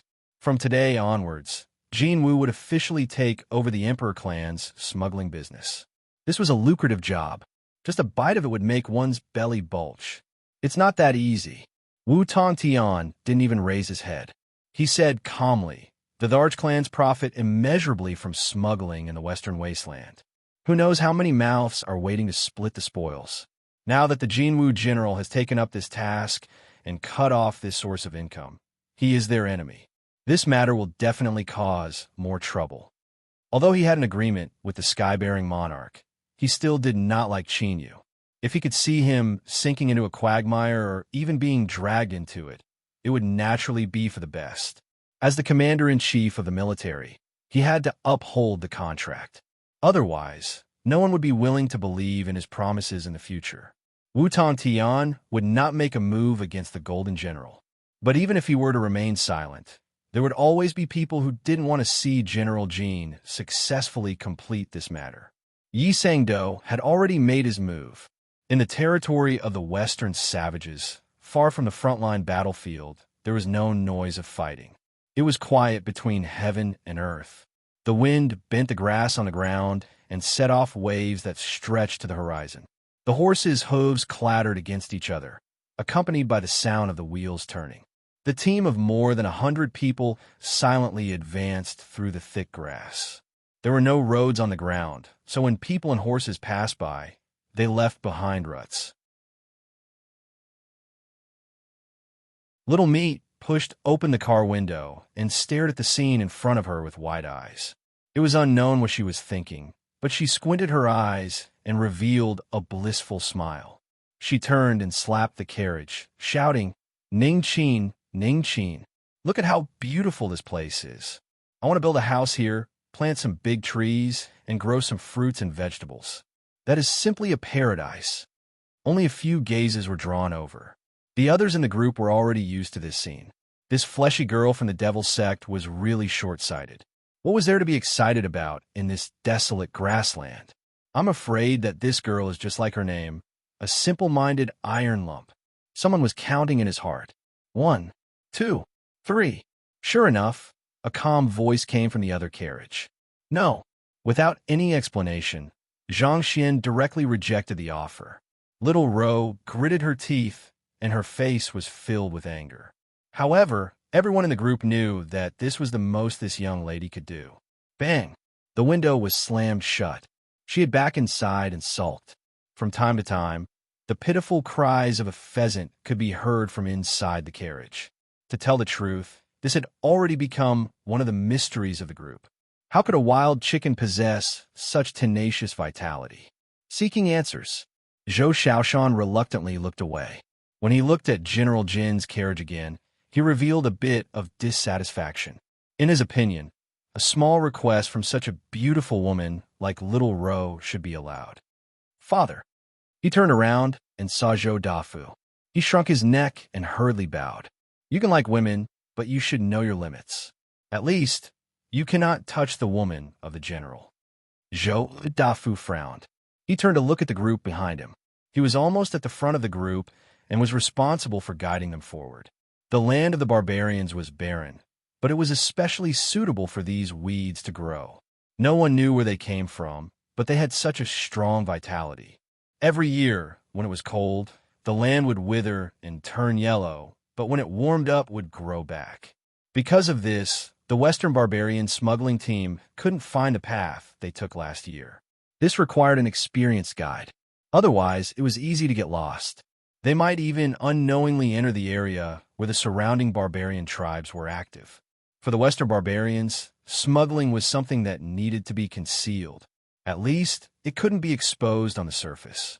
For the Western barbarians, this was also true.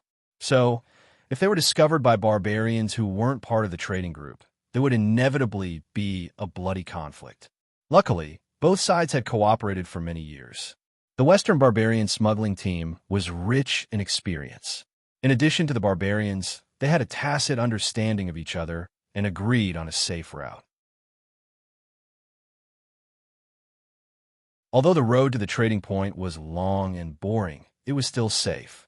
The 9 suns in the skies extinguished one after another. Before the sky turned completely dark, The team had already stopped and began to set up camp. When the silver moon rose, the basic arrangements had been made. The camp wasn't too large, but it could effectively prevent sneak attacks. The tents formed a circle so that once an accident occurred, they could defend and counterattack. Cultivators didn't need to eat or drink. In order to avoid complications, the smuggling team didn't light a fire if they could.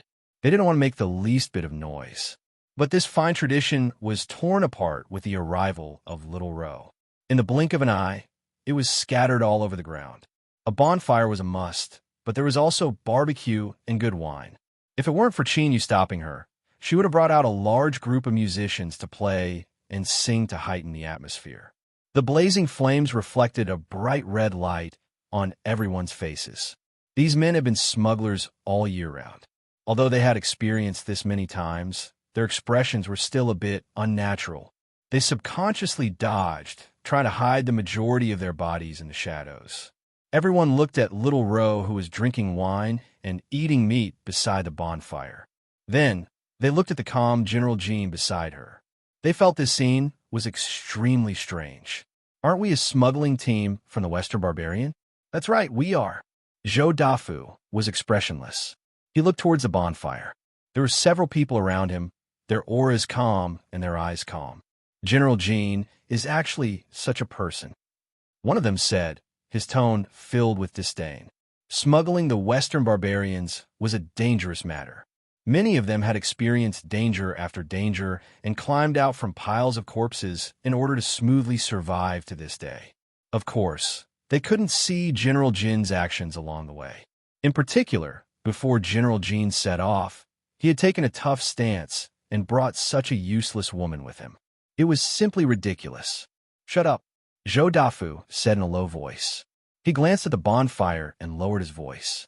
For General Jin to be able to obtain His Majesty's approval and cause a character like General Wu to suffer a loss, that is not something you or I can understand. No one is allowed to say such words again. Now, it wasn't time to start yet. If General Jin wanted to toss and turn, then he could do as he pleased. Zhou Dafu looked up at the sky. There was a faint halo of light around the silver moon in the sky. Looking at the sky, there will be a storm after midnight. Pass down my orders. Have them reinforce the tents and make sure they are waterproof. Yes, my lord. The two men turned and left. Zhou Dafu waved his hand. The 7 or 8 gray shadows hiding in the darkness quietly dispersed, constantly changing positions like a comb as they scattered in all directions. The barbarians hated the Western barbarians. Because of this, there were many tragedies that had occurred. Of course, there were inevitably some people who deliberately cheated on others. Although he had already made arrangements, it was never wrong to be a bit more careful. Chinyu, let's drink. This is great. After leaving the mine, leaving the border army, and entering the barbarian territory, little Meaty impatiently tore off her previous disguise. What cowardly and timid character. What easy to bully. All of that could go to hell.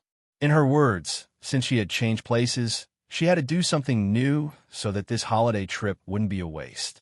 Chinyu looked at the blushing and heroic little girl. He lifted a jar of wine and drank a mouthful.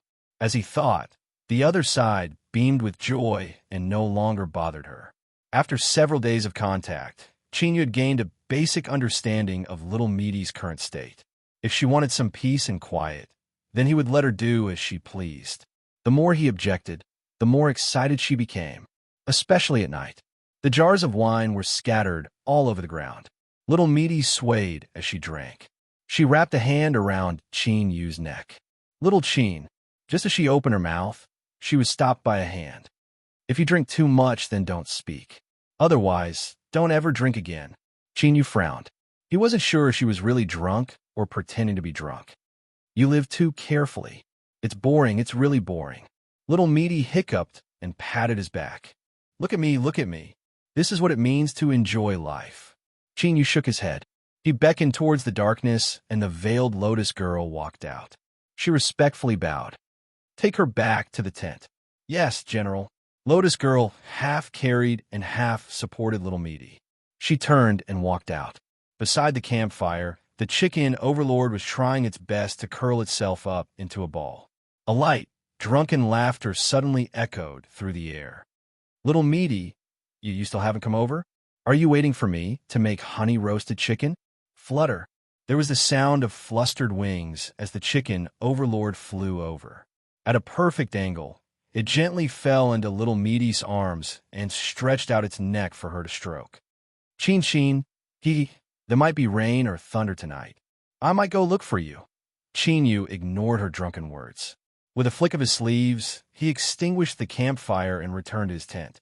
When he left the mine this time, he only had little Meaty by his side. If he included the chicken overlord, it would at most be one man and one chicken. It was said that in war, it was more important to be quiet than quantity. With him here, it was enough to resist an entire army. In truth, even if Zhou Dafu and the others were to play their tricks, Qin Yu wouldn't worry at all. Little Meaty had said before that in her current state, she couldn't mobilize much strength. If Qin Yu believed even a single word of these words, then that would be his loss. Within the palace lantern, was that a method personally arranged by the Western Wasteland Great Emperor? It was fierce enough. A single finger, and with just a light tap, he had completed the seal. This was enough to explain everything. Returning to his tent, Qin Yu's thoughts stirred and the laws of space and time slightly twisted. Then he sat down. His eyes subconsciously fell to the ring on his finger. Inside were the materials needed to set up the boundary-breaking token. According to the construction instructions, once Qin Yu found a suitable location, the ring would automatically give him a prompt. And the entire construction process was extremely complex. Moreover, most importantly, constructing the boundary-breaking token would produce a considerable amount of spatial fluctuations. It would be easy for the barbarians to sense it. And this was also the key reason why the Western Wasteland's progress on the boundary-breaking token had been so slow for so many years. He silently calculated the distance. They had already penetrated deep into the territory of the Western barbarians. According to what Zhou Dafu said, he would invite all the important trading partners within the barbarian territory and officially announce his status as a golden general. Only like this would the barbarians approve of him and continue to trade with him. Qin Yu didn't care whether these words were true or false. But there was one thing he was clear about. Unless Zhou Dafu was a saint and wanted to do something, this would be his chance. If Zhou Dafu wanted to attack Qin Yu, he definitely wouldn't dare. After all, even if he had a faint trace of the Emperor bloodline in his body, he was still only a dog of the Emperor races. If he moved against Qin Yu, his life would come to an end. But the barbarians clearly didn't need to worry about this. Even if he killed the Golden General, if the Emperor races wanted to earn wealth, they could only choose to trade with them. A sharp light flashed in Qin Yu's eyes. He was waiting. He was waiting for the person who wanted to kill him to come. And to Qin Yu, this was also a chance to give it a try. After learning the truth about the boundary-breaking token, he had to take some risks to determine whether or not he could continue. In the latter half of the night, with the roar of thunder, a violent storm arrived. Qin Yu didn't wait for the barbarians to assassinate him. Instead, he was startled by a soft body that suddenly drilled out from under his blankets. To him, the darkness wasn't able to conceal him at all. He turned and drew back, his eyes shining with a sharp light. He saw that after taking off her outer clothes, she was only wearing a thin layer of white clothes. She was staring at him with wide eyes. The meaning in her eyes was clear. "You are a man, so why are you running away?" They silently looked at each other. With the roar of thunder, the heavy rain became even greater. With loud, crackling sounds, it struck the tent, causing the atmosphere to become even more strange. Little Meaty bit her lips. She quietly said, "If I told you that I am afraid of thunder, would you believe me?" You're tuning in to the Warrior Lore YouTube channel. Don't forget to subscribe and join us on this journey to catch the most captivating stories.